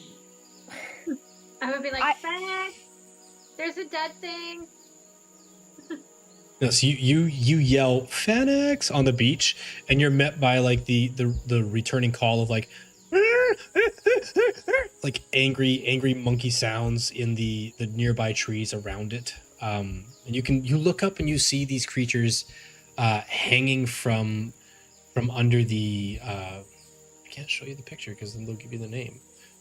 You look up and you see these creatures hanging from nearby like trees. They do not look like howler monkeys, other than the fact that they're simian in nature. They're almost humanoid, and they have this. Yeah, sorry, it's upside down, but that's how they're hanging. They have this sort of like grotesque face, but they look otherwise very monkey-esque, very ape, very simian. And they see you screaming Phoenix, and they go like just angry, like a chorus of these sort of like angrier monkey sounds. Don't like the claws on those. Yeah, You don't like the claws? I don't. Maybe they don't want any more friends. They seem like they've got a lot, so maybe we should, like, These are the ones that Sage has met someone she doesn't want to be friends with. No, it's like next time, like it's okay. Grandmother said that sometimes people don't want to talk to you, and that you have to pay attention to that and find someone else who does, or something else who does, like, and maybe you can just see like my head like wrestling a little bit as I tuck it in, like meaning like he's like tucked in there nice and tight. Just like, oh, okay. Maybe we just get a different dead thing for Phoenix, and like I'll leave them some jerky so they know that we're friends forever, but we'll talk later. So as you got are examining this dead body, or this scene rather, upwards of the beach, Ren, you're back at camp with Guchamog and the old lady, who's definitely like settled into her old lady apparel for the evening, and Jakob and Phoenix, and then you hear Phoenix, there's a dead thing from across the beach, followed by what would be most likely described as the chorus of like a whole family of howler monkeys. Just hear it coming from around the bend on the beach. What is your... Would I know that that's a bad thing I'm hearing? Like an aggressive? Or just a... It's kind of just, it doesn't sound worse than the monkeys you normally hear, because like there's a lot of ape and simian creatures in Chult anyways, so it's not like it's an aggressive, they're not going to war, they're just making more concentrated sounds than they were before. No, not really. Is Fenix heading towards? No, Is Fenix here? I think Fenix is tired. I think Fenix the player is not here, so Fenix the character is tired and does not pay attention to the dead bodies that are. Phoenix never listens to me anyway. It's true. You see Like, I Ren. don't think he- Yeah. You see Ren kind of stand up and kind of brush his hands off and kind of look around the camp, and everybody's kind of situated in. He'll start walking towards where the chittering and the call for Fenix came. Okay. And you lot are heading back, you said, abandoning the dead body here. Or Lorelai, did you want to try to push it into the water? I wanted to try to get rid of it. I'll look to Eureka. I think it would be the best idea to get rid of it, but I'm going to tell you something that not many people know. I am not very strong. So I'm going to need no help. Go up and try and push this decapitated plesiosaur. Well, it hasn't been dead long enough for it to lose the surface integrity, like the surface tension integrity. So you don't like, if you don't know this, if you push a dead body, so straight elbow up to your, like, you don't fully sink into it, but you do know, like, you find like where one of the ribs are, because you know pushing the fat part's not really going to work.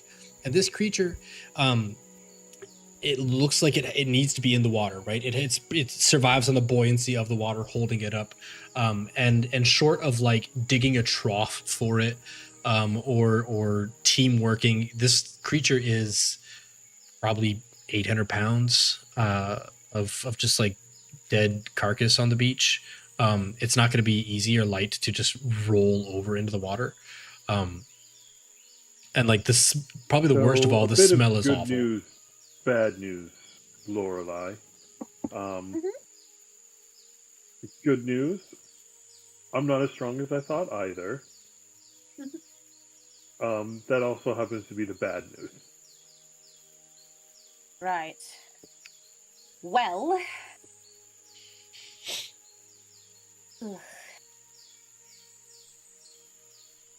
I suppose the only other option is to maybe move camp a little bit. Especially now that we've made friends. I think that would be a great idea. Good. I'm going to leave you explaining that to Lady Mirabelle, though. How's that sound? All right, Sure, let's by go. now she's okay. You're going to have so much fun. Walk After back. that liver spot, there's nothing she can do. I know. Yeah, that was on you, Thomas. I'm getting ready for it. No. So you return to the camp. You meet Ren halfway over. Ren, is you're going to like join them. You probably meet Sage first, because she turned around first and left it to the other two. Again, I'll just set that out there that you meet them as they're returning from the dead body. Dead body? I think that's what Yeah. Sage screamed. That thing, yeah. Mm-hmm. I would like keep walking towards camp though. Hi, Ren, and then like keep walking. Yeah, that thing. It's over there. He look- With the he's- angry He's just monkey. inspecting everyone, looking for cuts and bruises and whatever, just kind of assessing everyone. Like, doesn't trust that they didn't do anything dangerous or detrimental. I just look dirty, but yeah. That tracks. We need to move camp. Okay. Eat first. It should be done. I will look to Lorelai. We have time for a quick bite to eat, don't we? I don't see why not. Did you make enough for the angry monkeys? I did not. Oh, okay. I did not know they were coming to dinner. Oh, we're I think hoping we're they with don't. their- I think we're at their house. Doesn't that mean they should bring us food then? Yeah, probably. I mean, maybe that's what the dice thing is. Ah, fair. Oh, that's like a really nice thing to do for someone, actually. I didn't even know. I don't think I know that we probably can't eat it, though. That's okay.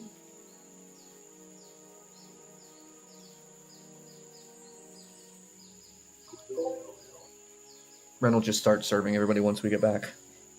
Yeah. And then slowly start packing up his stuff. Fenix would definitely be a pain in the ass to move because they're already in their tent, like resting. No, they don't go to bed. They watch you people. So they're not in bed resting. They're watching you. They would be easy to move. And as expected, Lady Mirabelle is probably like laying out in the sand, like exfoliating her skin with the sand, like rubbing it into her thighs and her extremities and like her feet. She's like, Lady Maribel, do you have a moment? I have nothing but time, dear. I understand that a little bit farther down the beach, there's actually better sand that's actually quite useful and healing. So we actually just went the other way to try and figure out exactly where we were, and we found out. So we're actually going to need to move down another half mile or mile the opposite direction. It doesn't have anything to do with the dead body you were yelling about? Or the apes I could hear screaming? Has nothing to do with those? Dear, I'm not a child. Don't patronize me. We can move camp. Rude. I have no idea what you're talking about. Very rude. I could hear everything that you were talking about. It would help if you didn't yell it from the rooftop. It's just like... I never once yelled, thank you. Well, rude. And she like picks up her stuff and you just tell me how far we should go. Rub my bunions out later. She is not in as good of spirits as she was before. No, she's not. She's not as pleasant. Okay, so you're able to have your meal, strike camp, move a little bit up the beach. How far do you go? How far is Comfort from a dead swimming dinosaur and howler monkeys or whatever these things are? Oh, whoops. Show them this. I mean, I would feel more comfortable just so far away. But what time is it? And or not a direct time, but like where's the sun? You probably like again. We divide the day into three equal 8-hour blocks. You spend probably like six of the afternoon block coming down the hill. You probably spent about an hour getting camp ready and cooking a meal, and so you probably have about 30 minutes till the first watch of the evening. Now, as Sleppard in your campaign, Malcolm showed me, you don't have to start a watch at. You could just go an hour into your rest and then start your watch. My mind never crossed that idea that you could just have a 10-hour rest. My DM brain just couldn't comprehend it. So you could just walk. Totally. You could walk 2 hours and then start your rest and rest into the morning block. You can walk as far as you want, but it's about 30 minutes till the start of the evening block. Perhaps we just go for about 45 minutes, an hour, and plop down there? What do you all think? I think that sounds like a wonderful idea. Yeah. Off we go then. Well, you walk up the coastline, and unless you get like truly far, the taint of the river, the smell, the undead, like not undead, the dead oily stain on the water kind of persists into the bay. As I mentioned, you saw that oil originating past this dead body, but coming from this dead body as well. So it seems like You can intuit whatever you want to from that. But as you go, 30 minutes or 45 minutes past this thing, you maybe get, another 3 or 4 miles up the coast. And you are that much farther from a narrow crossing. As you go north, the crossing gets wider for sure. You'd still be in this block, but you'd be in this block somewhere up around here, a little bit farther north. And you find, a suitable campsite where you can get up off the beach, but you can still see the water. And it is dry. It is elevated. It is, Lorelai is very careful to make sure that you don't camp on something deadly. And you find a suitable place. You can decide, if you have something you want to, it's a yes and. If you describe the campsite, that's what you find. But so how oily is this stuff? How do you want to find out? Hey, Lorelai, do you want to live in the moment? Not really, but what do you want? Do you think we could light the whole bay on fire? Oh, that's I think that would be gorgeous. I'm gonna walk over to you, Rico. Didn't I say lighting the body on fire would draw things to us? So why would we light the bay on fire? Because then it wouldn't be in one spot. How would they know we're here? Listen. I think it would be... I know I've just met you, but I'm going to teach you a lesson very, very quickly. Don't touch shiny things. Don't touch things that glow. Don't touch things that have a pretty sheen to them. Okay? Just don't touch things you don't know anything about. We wouldn't be touching it. I've seen you use your magic. We'd be touching it with magic. Still counts. Any disturbance of the things we know nothing about can get someone killed. Phoenix doesn't have fire spells, or I would totally just have them cast fire spells on the water. Yeah, I have none either. I might have some not prepared. Yeah, but you have a torch. That's fair. I just saw drop back. I wasn't even looking at the cams. I was looking at my spell sheet and I just see your head drop. Nice. Oh. Well, as those two take a moment and be like, okay. I only have radiant damage, but we do have a fire. But if you let the water on fire, you can hurt things in the water that didn't want to hurt you, and that could be really rude. I don't think that's how you make friends, by hurting them. At least I said I wouldn't do it. All right. We could meet halfway and get Phoenix to take a vial of it and take it back with us to study. You mean like this? They have a whole out of nowhere. Yeah, exactly. Like this? Or what, like this? Like they have multiple files of it.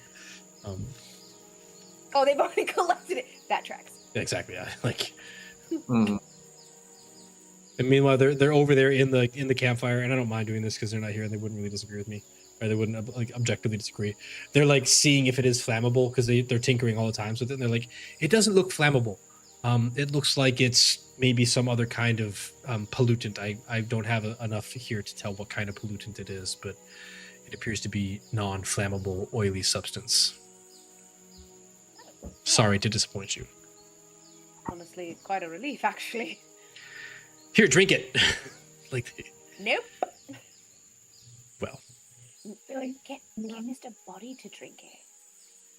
He can't drink anything. I'm not gonna roleplay that any farther because that is between Phoenix and Ren, and I'm not doing it. I claim amnesty. Okay. Ren and Sage, are you, as they're having this debate about burning the thing down, and you're preparing for your first, you're camping not on the beach, but close to the beach. Do you guys have anything special you would be doing? I think just going through my bag. Obviously, that we ate, the cooking utensils are away. The healer's kit needs to be straightened. that kind of thing. Just kind of reorganizing bandages, changing anybody else's that needs to maybe get redressed, that kind of thing. That tracks. Yeah. No, I do the exact same ritual every time, like if we're making camp. So, I guess like I wouldn't know for certain that if we're making camp here for sure, though. So for the moment, I think that I would be crouching down and kind of like seeing what sort of like plants I have around me, what sort of creatures is around us. I think the part of it I would start if we've been standing there a minute is that I would start doing my like circle in sand. Okay. And a little brew. Yeah, there's a typical like sawgrass. There's cattails and stuff like that. That's like typical reedy like water-esque like waterline plants. And you do see like a lot of bird population that are doing like the sandpipers and the different wading birds that are picking up small fish. The birds don't seem to be fishing from the ocean. They seem to be fishing from the tributaries that don't touch the Tiriyaki. So like small puddles around that have collected from rainwater. And again, you notice that even plants out this far are not doing well when they're drinking even plants that can typically filter out the salinity of the bay are not doing well because they're drinking something that is affecting the area. You find the typical wildlife and plant that you would expect to find. Rico, you look like you're chomping at the bit to say something. No, You I think I have would something. absolutely be like, oh, I don't think we should drink that water, and just like keep going.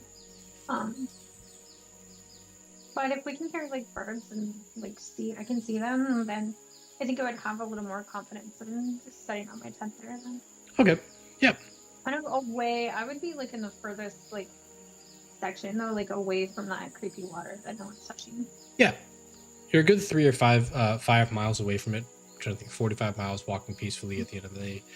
9-minute mile, maybe a little bit farther, like a 6-minute mile. So you're probably like 10 miles up the shore from that thing. You're almost in this next block up here, but navigationally you're not. The farther you get, the less perverse the water looks and the land looks. Malcolm, you had something? I would turn to the entire group. I have a spell that's quite interesting that I was wondering if you all thought that I should prepare. It would cause each of us a little bit of damage, but anybody who took that damage could heal somebody else who took damage. I can already feel it. Have I seen Yarako do this before? No, you have not. How much damage are we taking? Because there are some people in this camp who can't take much. That's why I'm asking. It would be significant for looking over aesthetic. Essentially, it's 5 damage, but that goes into a pool that anybody can heal anybody else from who took the damage. Don't even dream about it, bird boy, is what Phoenix would say. Well, I was going to say, I think we're all healed after the fight. I used a few med kits at the end. Is anybody still hurt? No, I just... It was something that I, as Eureka, would have never used with you because both of us were able to heal. Mm-hmm. Okay. But now that there's more people... I mean, it's a very interesting spell. I mean, I would actually kind of love to learn more about it. It's quite intriguing. I just fear that for the ones of us who can't take that much damage, it may not be worth the sacrifice just yet, but perhaps in the future it could be quite wonderful. Quite useful, really. I'll keep that in mind then.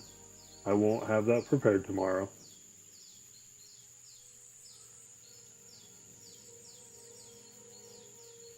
Fenix gives you the eye daggers. Lady Mirabelle's like, it's not happening to me. Damnable bird. She doesn't like sand. Gets in everything. Forward. I was going So- Anakin, not. So what is the watch going to look like tonight? I'll take a middle one. You know Ren likes the first one. Or the last one, sorry. It's easiest just to start breakfast. That's fair. Sage, when would you like to take a watch? I don't. Goochmog will volunteer to take Sage's watch. Of course she doesn't. Oh, we can. You mean like hang out?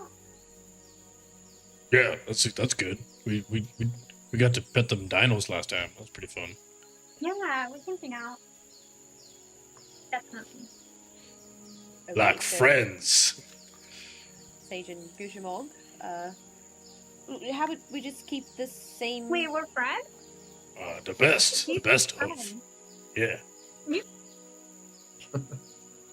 This is like the best day I've ever had. I mean, I did see that whale thing, but that's okay because, like, I think that it is someone's dinner. It's probably belonging to the monkeys. I don't think anybody Like, ate it. It looked like they killed it out of, like, just aggression. You notice it didn't have any bite marks in it? Not a one. No. Yeah, it didn't have a single bite mark. I don't- Oh, do you think it drank the water? Maybe it's from the water. 'cause No, it water was is missing really its head. good. It was missing its head. But it didn't have any bite marks Yeah, in but the you know, meat. maybe it exploded or something. I saw that one flower filled up with too much water, and then it just like everywhere. Oh, Do damn. not tell Lorelai. Lorelai, don't drink water. I don't want your head to explode. Yeah. Oh, okay. I will Not that one. stop drinking water. All right, good. No, not that one. All right. You're like the best friend ever, Gucci. I can't believe that we found I'm pretty good at the protecting you guys thing. Nobody died today. It's a pretty good success on my book. I don't think we're done today. That whale thing died, and also so did all the plants. But that's okay. Yeah, but none of you. I'm not getting paid to protect them. Listen, I'm with you, Flowers. We'll keep the same order as last night. We'll start with you and Lady Mirabelle, and then we'll go with Sage and me, and then we'll go with Yeriko, Feathers, then finally Ren over there can finish up. Yeah, sounds pretty good to me. Perfect. All right, and I'm gonna head over, pull up an area next to a tree, and kind of lean up against it. Pull the stuff out of my bag and just crash quickly, trying to get to sleep Nope. immediately before my shift. Sounds good. I'm gonna do the same. Yeah. And Gooch Mog will go like find a quiet place and just put like a lean-to, not a full tent, just enough to like keep the if it gets rainy. He's gonna enjoy sleeping on the sand.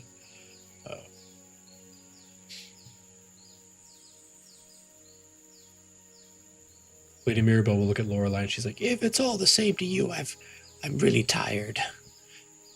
I was actually going to offer for you to just go ahead and head to bed. I think- I'll be fine on my own. I think I will. But here, you can have, and she'll pull out like a little like, Pull out from where? from her pack on the ground. From her pack on the ground, she'll pull out like a hotel-sized bottle of like liquid. And she's like, "In case you get tired, this is it's a little pick-me-up for you.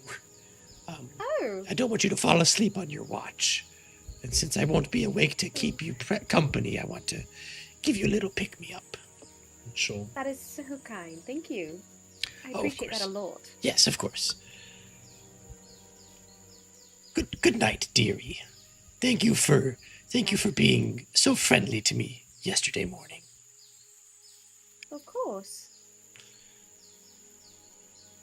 It isn't every day that I find the young people willing to be so kind to us older folks. Well, Stick you them in a haven't met home, very I many hear all good the time. kind young people. I think we could learn so much from our older generations. There's so much wisdom you all have. So You're not wrong. Lots happened. I've seen it all, dear. You think I haven't, but I have. Oh, I believe it. I truly do. Anyways, I grow weary. I'm sorry for being so rude. Tell the bird brain I don't have anything against him. I just... his incessant yapping, beak clacking, no mannerisms. She's like, goes to bed grumpy. Like, Oh no. I'll let him know. And then I'll just make my way, kind of do like a circle of where our area, just the usual, or what I think is the usual for keeping a watch. yeah. What are the rest of you doing? I know Ren's crashing. Sage and Yariko, are you... I'm definitely in bed. Yariko? Yeah, I would try and find a tree nearby just to perch up in, but not high enough to where somebody couldn't wake me up for my watch. Okay. Lorelai, on your watch, what are you doing to keep attentive? Are you walking? Are you writing in your journal about the plants you saw today? What are you doing to keep alert? I think, yeah, I would take a lap, maybe write in my journal a little bit, take a lap, and pull out my poetry book, take a lap. Mostly just like keeping my mind engaged, but also my body engaged, just so I don't fall asleep. Okay. About midway, most of the way through your rest, you start to feel like that heavy eye feeling. So you're like, okay, it's time to stop. My mind is tired, so I need to stand up and move my body so that I can rejuvenate my mind again. And you begin to feel like a sort of chill in the area. And you realize like, oh, it's the ever ice, or maybe you think like it's a breeze off the water. And you hear like coin clinking. And it's just kind of like someone is holding a coin and they drop a single coin onto it. It's not like someone's jingling a change purse. It's just like ting, ting.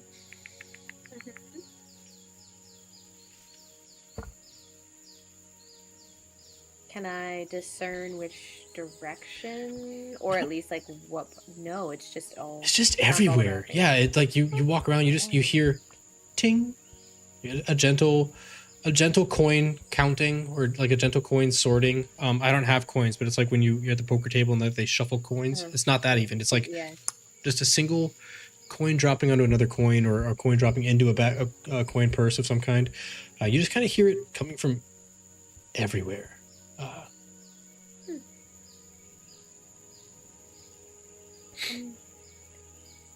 Hello? Is there someone out there? And this is like very like quiet, like I really don't want to know, but I feel like I should say something. If I say it quiet enough, maybe they won't. Yeah, and you, as you say hello, is there anybody out there? You feel like the fog, like you now realize there's a lot more fog on the water than there was 15 minutes ago. Like it's really foggy.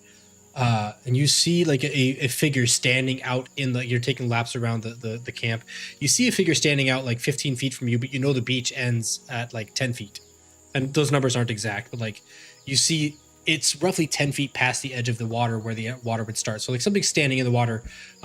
It's too hard to tell exactly what it is. It's just a silhouette in the water kind of looking at you. And now you can tell the coin counting is coming from that location. Not that person exactly, but that location.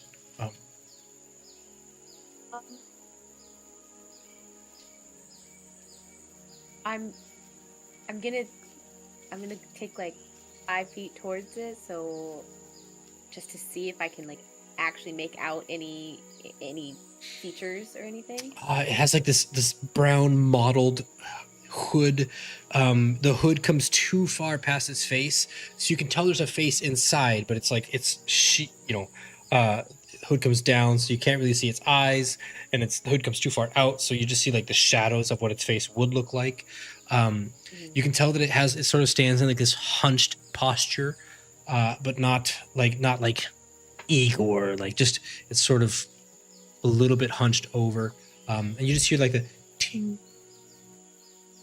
Its hands aren't moving. It's not like it's doing the coin counting, but you just hear like the I'm just hearing ting. it. Yeah. Oh boy.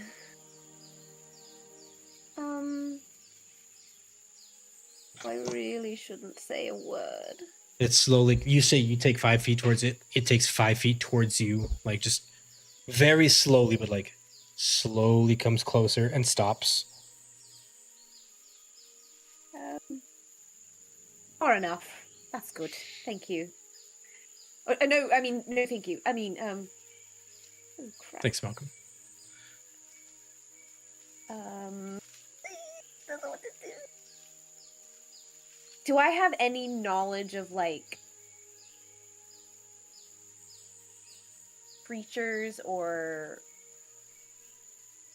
anything that's like creepy like this? No, that's not gonna do it. Yeah, I mean, growing up, having read stories, you have countless creatures that this could be. I mean, it could be a siren. It could be a much like you saw the night hags. It could be a sea hag. It could be a ghost. It could be a specter. It could be a creature pretending to be a humanoid. I mean, like you like. How many books have I read about crazy, sea creatures that try to drag people into the water? Or you've heard of a million.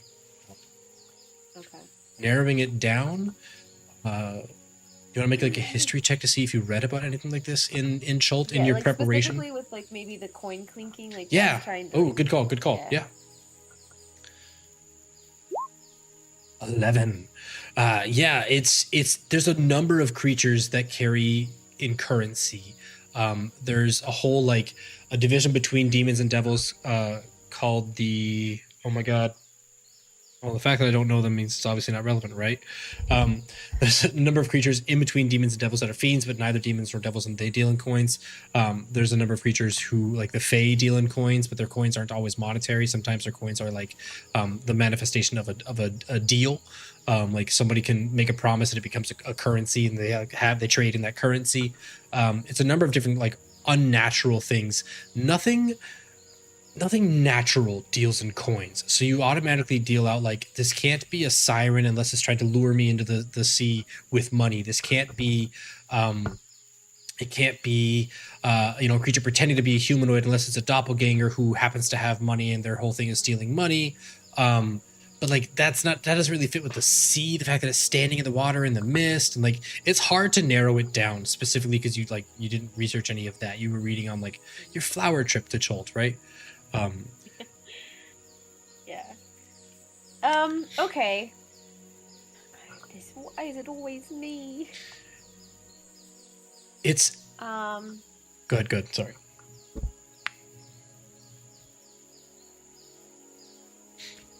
I'm gonna take one step back and see if it follows. It does. You take one step back and it just continues to move at the same pace. So now it's you move towards it, it moved towards you. You moved back, it moved back a little bit. It's at this point that you feel behind you, you've bumped into something, and you are shook awake by Guchmog. He's like, "Hey, Flowers, it's like way past your watch time. Like you what are you doing? You didn't come wake me up. Like, thank God I had to wake up and take the piss, but what are you doing, Flowers, to wake up?" As you realize now that like this whole thing, you've been unconscious at some point in time during your sleep. You fell asleep, or your watch. You fell asleep. Sorry, spit all over the mic. I don't know what happened. I'm so sorry. It's okay. I'm sorry. I shouldn't have woke you. I should just took over. I just wanted to. You looked like you were kind of. You had a long day. It's okay, Flowers. Why don't you take a rest? I'll take over. Yeah. I'll take a lap around. Just rest. Okay. Do I still have the vial from Lady Mirabelle? You do. I don't know where you. Guchmog. Oh. I'm just gonna pull it out and be like, Lady Mirabelle said this should help keep someone awake, and apparently I didn't take it, so. Oh, okay. It's yours. Throws it back. He's like, "Whoa! sour. All right. I didn't know what it was. My apologies. He like struggles to gain composure. He's like, all right, you go. Straight lemon juice. He just gives, he can't like talk. He's just like, he goes to walk around the camp like, nope. He just gives you the thumbs up and goes around. He does not go wake up Sage. He forgets to go wake up Sage because you've walking around. Yeah, Baffled. I'll go find my my bedroll and try not to dream of creepy things in cloaks. Well, Goochmog goes through his watch and goes to wake up Eureka. Eureka, are you? You said you're in a tree somewhere, but not too high to be woken up or to not be woken up. Correct. Okay. Can I get you and Lorelai to roll a straight charisma for me? Doesn't matter. It's not with your proficient or not. Just go to your sheet, click charisma. Let me know what you get. Excellent. Okay. Goochmog will come over to you, Eureka, and he's like wired. He goes to wake you up, and his eyes are like, he's a dragonborn, so he doesn't have the same like fleshy exterior that we do. But somehow his eyes are so open that his face is pushed back. Like, hi, buddy. Good morning. It's your turn. It's like he's loud. It's your turn to take watch. He starts shaking the tree you're on. He's just wired.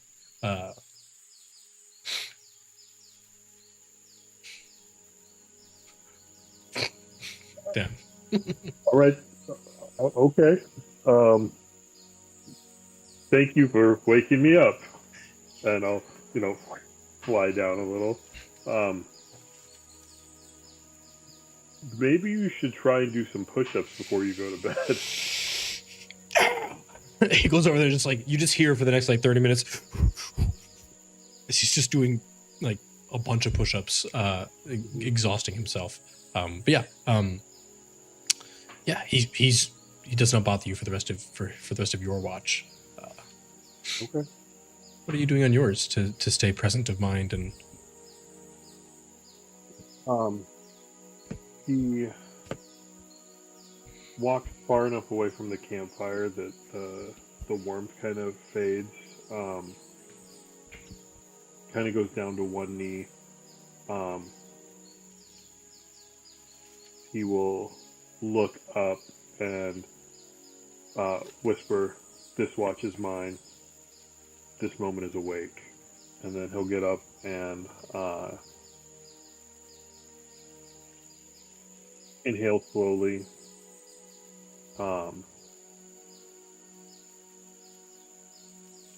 Let's out a deep breath. He does it 2 or 3 more times. And then will be Severus, unblinking eye. I do not seek what comes. I do not disturb what is past. I stand where the world is breathing. And then he starts to walk the perimeter. Each step is deliberate.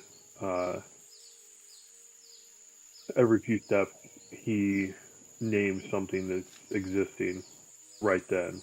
Wind, leaves, embers, breath, sand, waves. Just kind of taking it all in.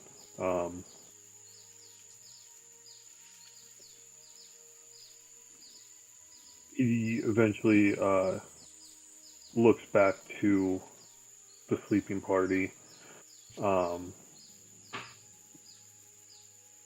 will whisper, after tracing a small circle over his heart, "These lives share my second. While I'm awake, their breath is defended." He kneels after walking around a little bit more. I stand where time touches matter.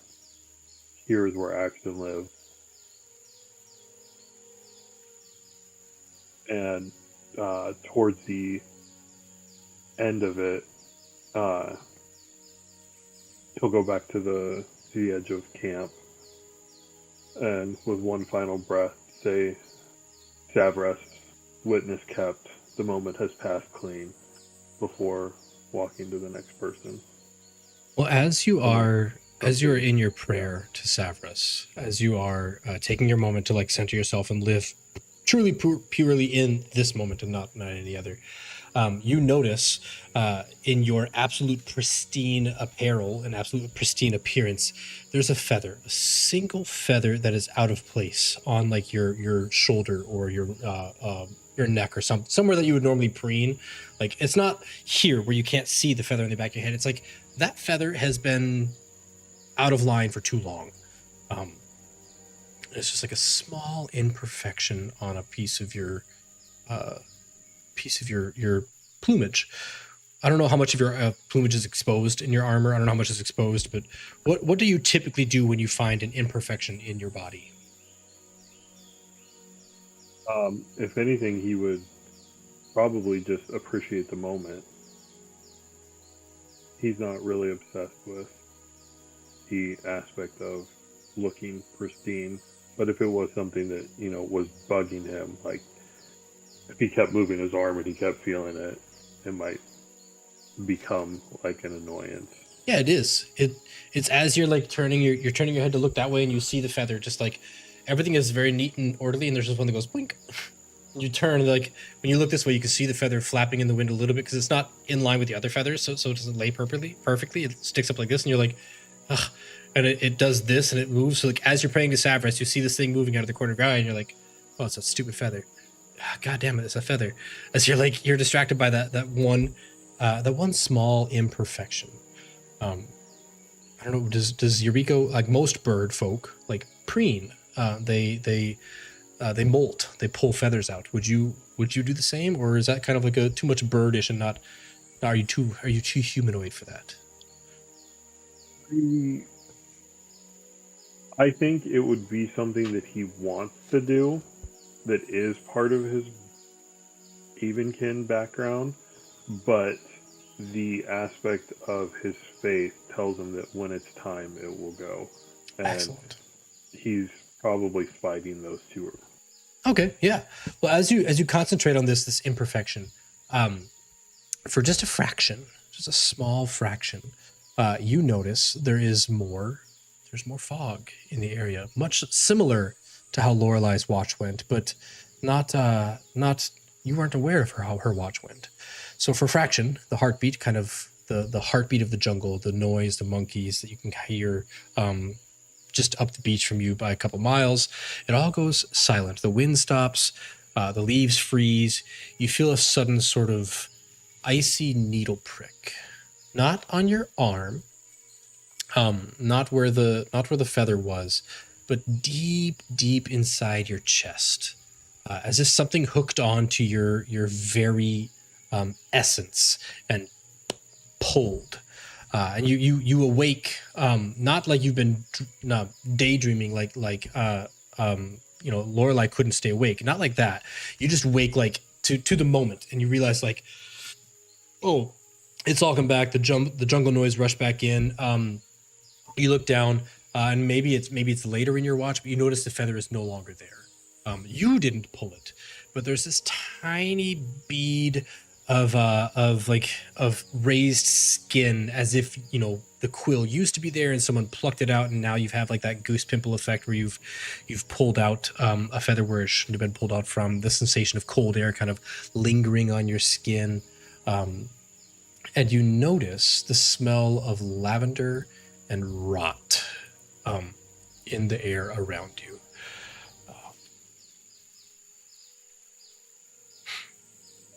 Do you have an immediate reaction, or do you just kind of take it as a moment in the area?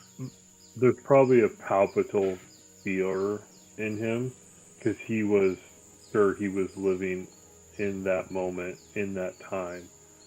And for him to not know what happened to the feather, to, like you said, to not like physically awake, but just like snap out of it, he is not sure what's going on. Okay.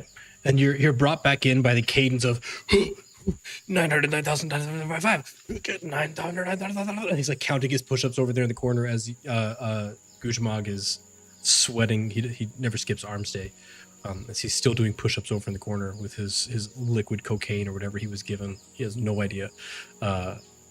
You're brought back in, Lorelai. brought back into the scene of Guchamog going ham on the beach. But you know that your time, you can see the sun is, nautical sunrise is occurring where the lights are beginning to come across the bay, and the light of the what am I stupid? Sunrise is in the east, not the west. The light is beginning to come from behind your camp, beginning to lighten up the bay from behind you. You know that it is Ren's watch, or the next watch. Would I have been aware that Guchamog didn't have Sage with him? He didn't wake. Sage wasn't there when he woke you, so probably. Okay. I wouldn't have gotten up on my own. She's not a night person. I will walk over to Ren.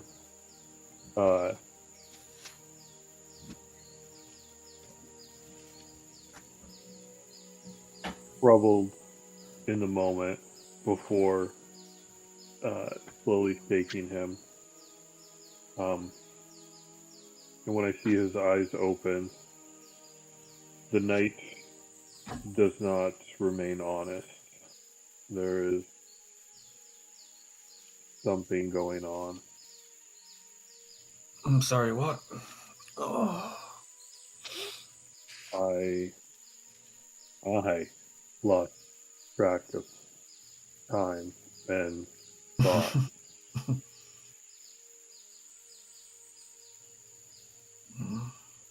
I'm not sure what's going on. I'll point over at Guchamog. I feel like something's affecting him as well. Guchamog's on the ground, trying to do push-ups, but he's completely fatigued. As well, I'm not entirely sure that Sage took her watch with him. I know you two don't necessarily get along, but I'll go check on him. It's fine. Maybe having Sage on the watch with you could help so that there's two minds instead of one. I would naturally be getting up with the sunrise anyway, because that's just how I live my life. Just so you know. So I get it. You're a 5-year-old and you wake up before the sun comes up. Thank you. Exactly 5 minutes before your alarm's supposed to go off. Perfect. I play D&D to escape that hell. I mean that reality. Please don't put that back into my life. Okay. I would 1,000,000 times rather wake up 5 minutes before my alarm, or even half an hour, than be woke up by an alarm. There's not a worse feeling in the world. But as Ren, you get up, my moment ends and yours begins, and he'll go and try and get a little bit of sleep. Yeah. Yep. Go some moments. Okay.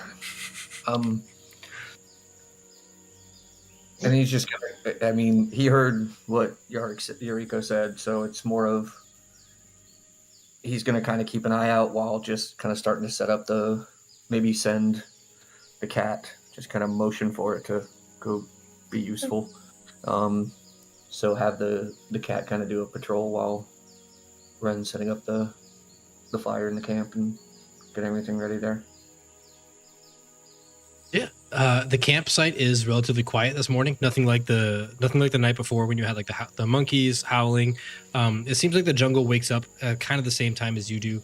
The insects are starting to, first, and after the insects come the morning birds, maybe some lowly, heavier migratory beasts, but nothing as loud and cacophonous as it is during the night. It seems like the last watch is when the jungle is the quietest. As you are prepping food, you do hear a sort of wooden wind chime sound, kind of like the dum, dum, dum, dum, dum, dum, like the low, dolorous, wooden wind chimes. I don't know how else to describe it. Kind of coming from pervasive around the whole area. maybe coming from more the woods than the water, that is. But or not the woods, the trees rather more than the water. But that's kind of the only thing you hear that's abnormal. I'll just kind of indicate to the cat to head in that direction just to see if it gets more clearly defined and where it's coming from. And then kind of pay attention to it, but not like almost 50-50, half paying attention to the cat, half paying attention to the meal. Your cat, not your cat, but the damn cat.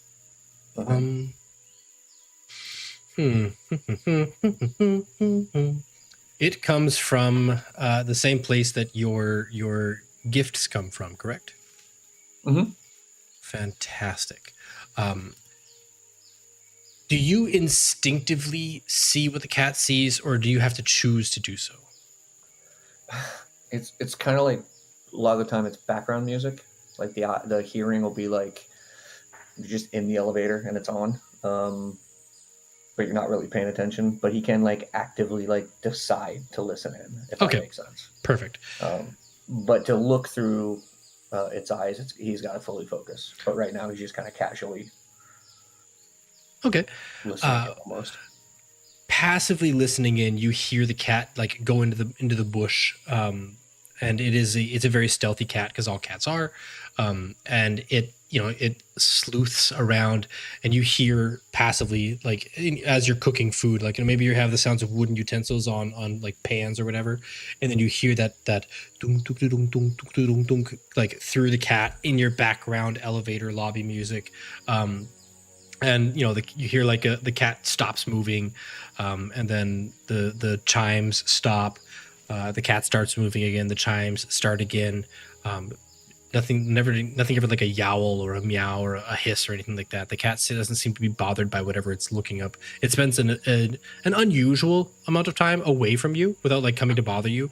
Normally I'm guessing because you and the cat don't really get along, it comes back and bothers you as you're trying to prep food, even though you're doing a helpful thing. Like most cats, it tries to knock shit off the counter. Like, oh, hello. Yeah, but it doesn't do that this morning. It spends an inordinate amount of time in the jungle, chasing whatever that sound is. It does eventually come back as the watch ends, and as it is time to wake the camp. As Sage, you've already described that you're kind of awake at that hour. When you wake up and you see Ren is cooking, do you have any like initial reaction to, you did get woken for your watch last night? No, totally forgot. I would just assume that Guchmog needed more duty rest. I would walk over and like check on him to make sure he was asleep. Would he look like sickly while he was laying there? He is. You've never seen a Dragonborn sweat before. He's sweating, and he has like an unusual pump in his like he went to a weightlifting competition and did a whole bunch of push-ups for some reason before he went on stage to flex. He has an unusual pump about his muscles. There's an indentation, like a body mark in the sand where he's been doing push-ups, and he's just like the eccentric portion of the push-up going down. He's just given up and flopped into the ground enough times that he's made an indentation in the sand, and he does a push-up out of it, collapses into it. You walk over there, he's like, "Wild woman, I can't sleep. I also can't move my body. Please roll me over. Please." Or actually, could I do like a medicine checker or something? Like, I don't know. Yeah, see if I can tell what's. Yeah, you can do medicine check. Yeah, roll for medicine.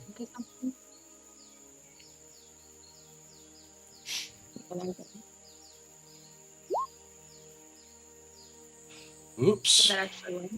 Yeah, they rolled a 10. He looks exhausted. Like he's just gotten out of a running away from a lion, or running away from something, horrendous, or competing in a competition, or doing something strenuous. He's just, there's nothing medically wrong with him. He's just exhausted.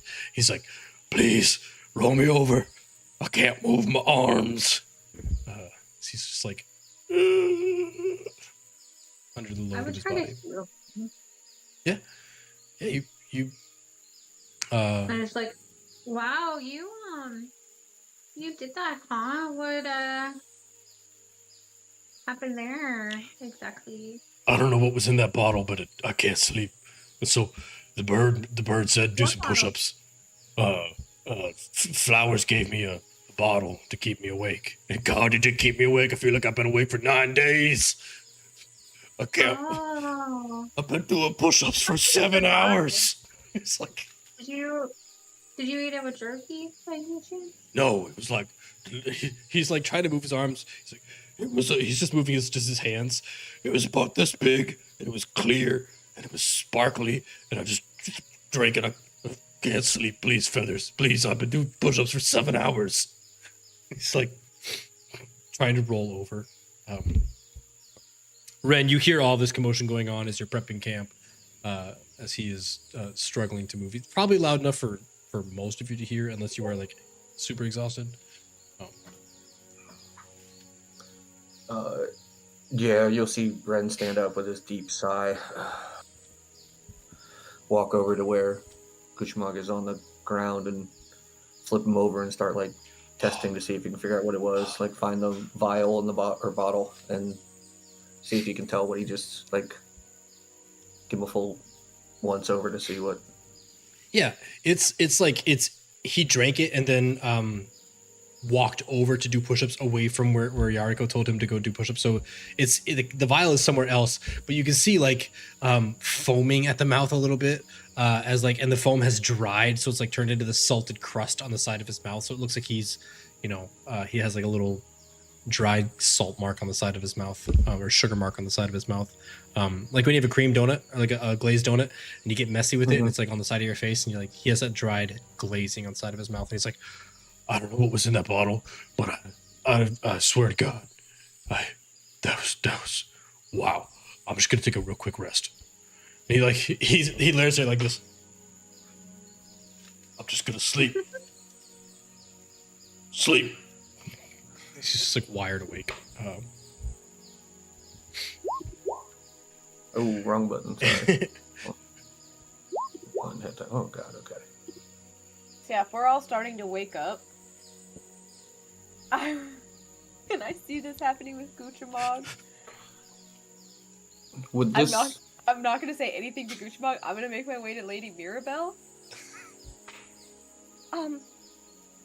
What was in that vial you gave me?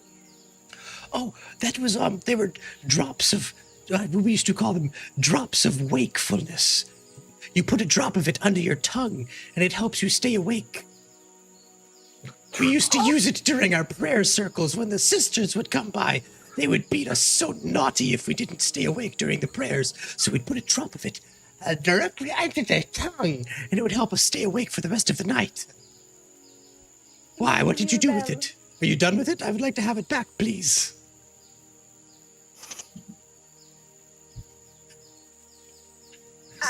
I'll be right back. You can hear Guchamog blinking like.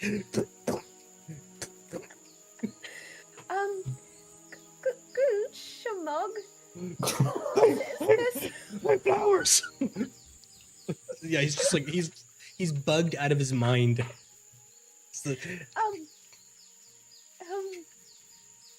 Are you okay? I'm great. I've done so many push-ups. Did you by chance drink the whole vial, or did you save any? You saw me. I chugged it. I know, I did. I just thought I'd ask. I dropped it over there by Yariko's, by Feathers' tree. He's like, I'll go find that. He's tweaking. I have some really unfortunate news to tell you. Okay. Apparently that was a potion of wakefulness, and you really only needed 1 drop. I don't know what that means for you, and I'm so sorry. God. Okay, you're just like so vigilant. I learned that word the other day. I got it from Lady Mirabelle, and I truly didn't think to ask because I wasn't going to use it. And Can you? When did you take it? When did you take this? 7 hours ago. So there's no way for you to throw it up. Okay. You say throw it up, and he's like, "Oh wait," and he like does his dragonborn breath attack, just like it doesn't. He's not doing it at anybody. He just vomits Dragonborn, black Dragonborn. What are they? They're acid? Acid. Yeah, he just Yeah. acid breath. No, I can't get it. Nope. Anyway. That's a super cool trick. I don't think you're supposed to take candy from old people, but that's okay. Like, that's fine. Do you want to just start your day then? Yeah. Yep. Yeah. Yep. He just like sits up. His arms are like dangling at his side as he's done, 7 hours of push-ups in a row. Would giving him the neem salve, the one I popped in the, would that help? Derived from a high medium tree. Applying the salve to advantage saving throws versus poison and disease. Yeah, you where are you going to apply it? That's the question. Have to melt it or change it into some type of drinkable. I think between you, if you're willing to work with Phoenix would probably be able to concentrate it into some form of a tincture, and he would boil it down for Guchamog to drink. Okay. Would he? He's not here to say no. Correct. Listen, I'm going to give everybody the same treatment. Your character becomes infinitely helpful when you're not here. He was so mad. Well, with you cooperating with Phoenix, and as Guchamog chugs this tincture, he has pretty good constitution. He's a seasoned explorer. He's just not very smart. And he drinks his tincture and he's like, "Oh, that's good." He just passes out as he is fully imbibing in some sleep.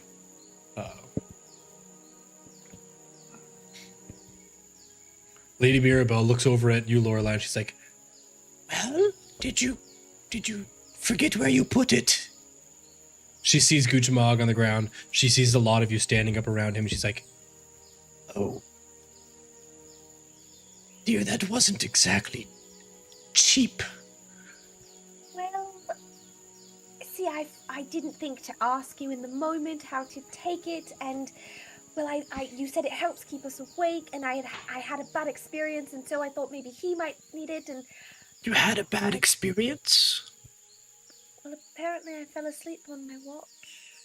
But I gave you the drops of wakefulness. Well, I wasn't tired. I was doing everything right. I was writing, and then I would walk, and then I was writing, and then I'd walk, and I never felt myself fall asleep. Oh. It's okay, dear. I don't hold it against you. I forgive you. I appreciate that so much. If I need to reimburse you in some way, I know where the vial is. I can go get that. Dear, it's... But I can... She looks at like your ensemble. She's like, I don't mean to be insulting, but I don't think a rookie adventurer like yourself just has the funds to reimburse something like a like that potion. It's rather expensive. It's I don't want to trouble you again. I don't mean to be insulting. I just don't think that you would have the funds to pay for it. It's okay, dear. It's okay. I have a really great solution, and when we get to Port Nyanzaru, before we part ways, I would like to take care of this, if that's all right. Just trust me, please. Well, if you wish it, dear, we can come to some form of partial compensation, I'm sure. I appreciate your earnestness. If it's all the same, I'd just like to leave this beach and get back to the comfort of Port Nyanzaru. I think that's a wonderful idea. Well then, she'll just kind of turn around and go back to her tent and begin dressing herself in her travel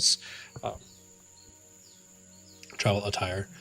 And I think that as we get ready for you guys to break camp, I think that's where we'll stop as we get ready for you to decide if you're going to go up river and cross, or if you're going to go across what would be essentially, this is a good place to discuss that so we can have an idea. Right now where you are, you've got about a 10-mile cross across water. If you go upriver, you can have a much shorter cross across the water. but you would be going past that big beast and have to go, into the unknown. Alternatively, if you feel super brave about it, you could just go 30 miles directly across the water to Port Nyanzaru. What is So the name of the polluted looking river that's 10 miles away? Tiryiki. That is called the river. Oh yeah, that's the one that we were told that we should look into. It is. It is one of the guild quests. Do I still have the quests log? This one. Show to players. yeah. Here you go.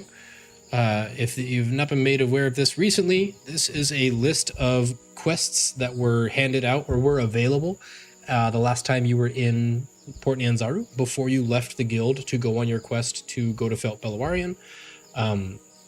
There were a number of these quests that were being made available. These are just some of them. But yeah, right there. Did I put it in there? The water from the river Tiryiki has been dirty or foul lately. There you go. Cool. Any questions before I stop recording?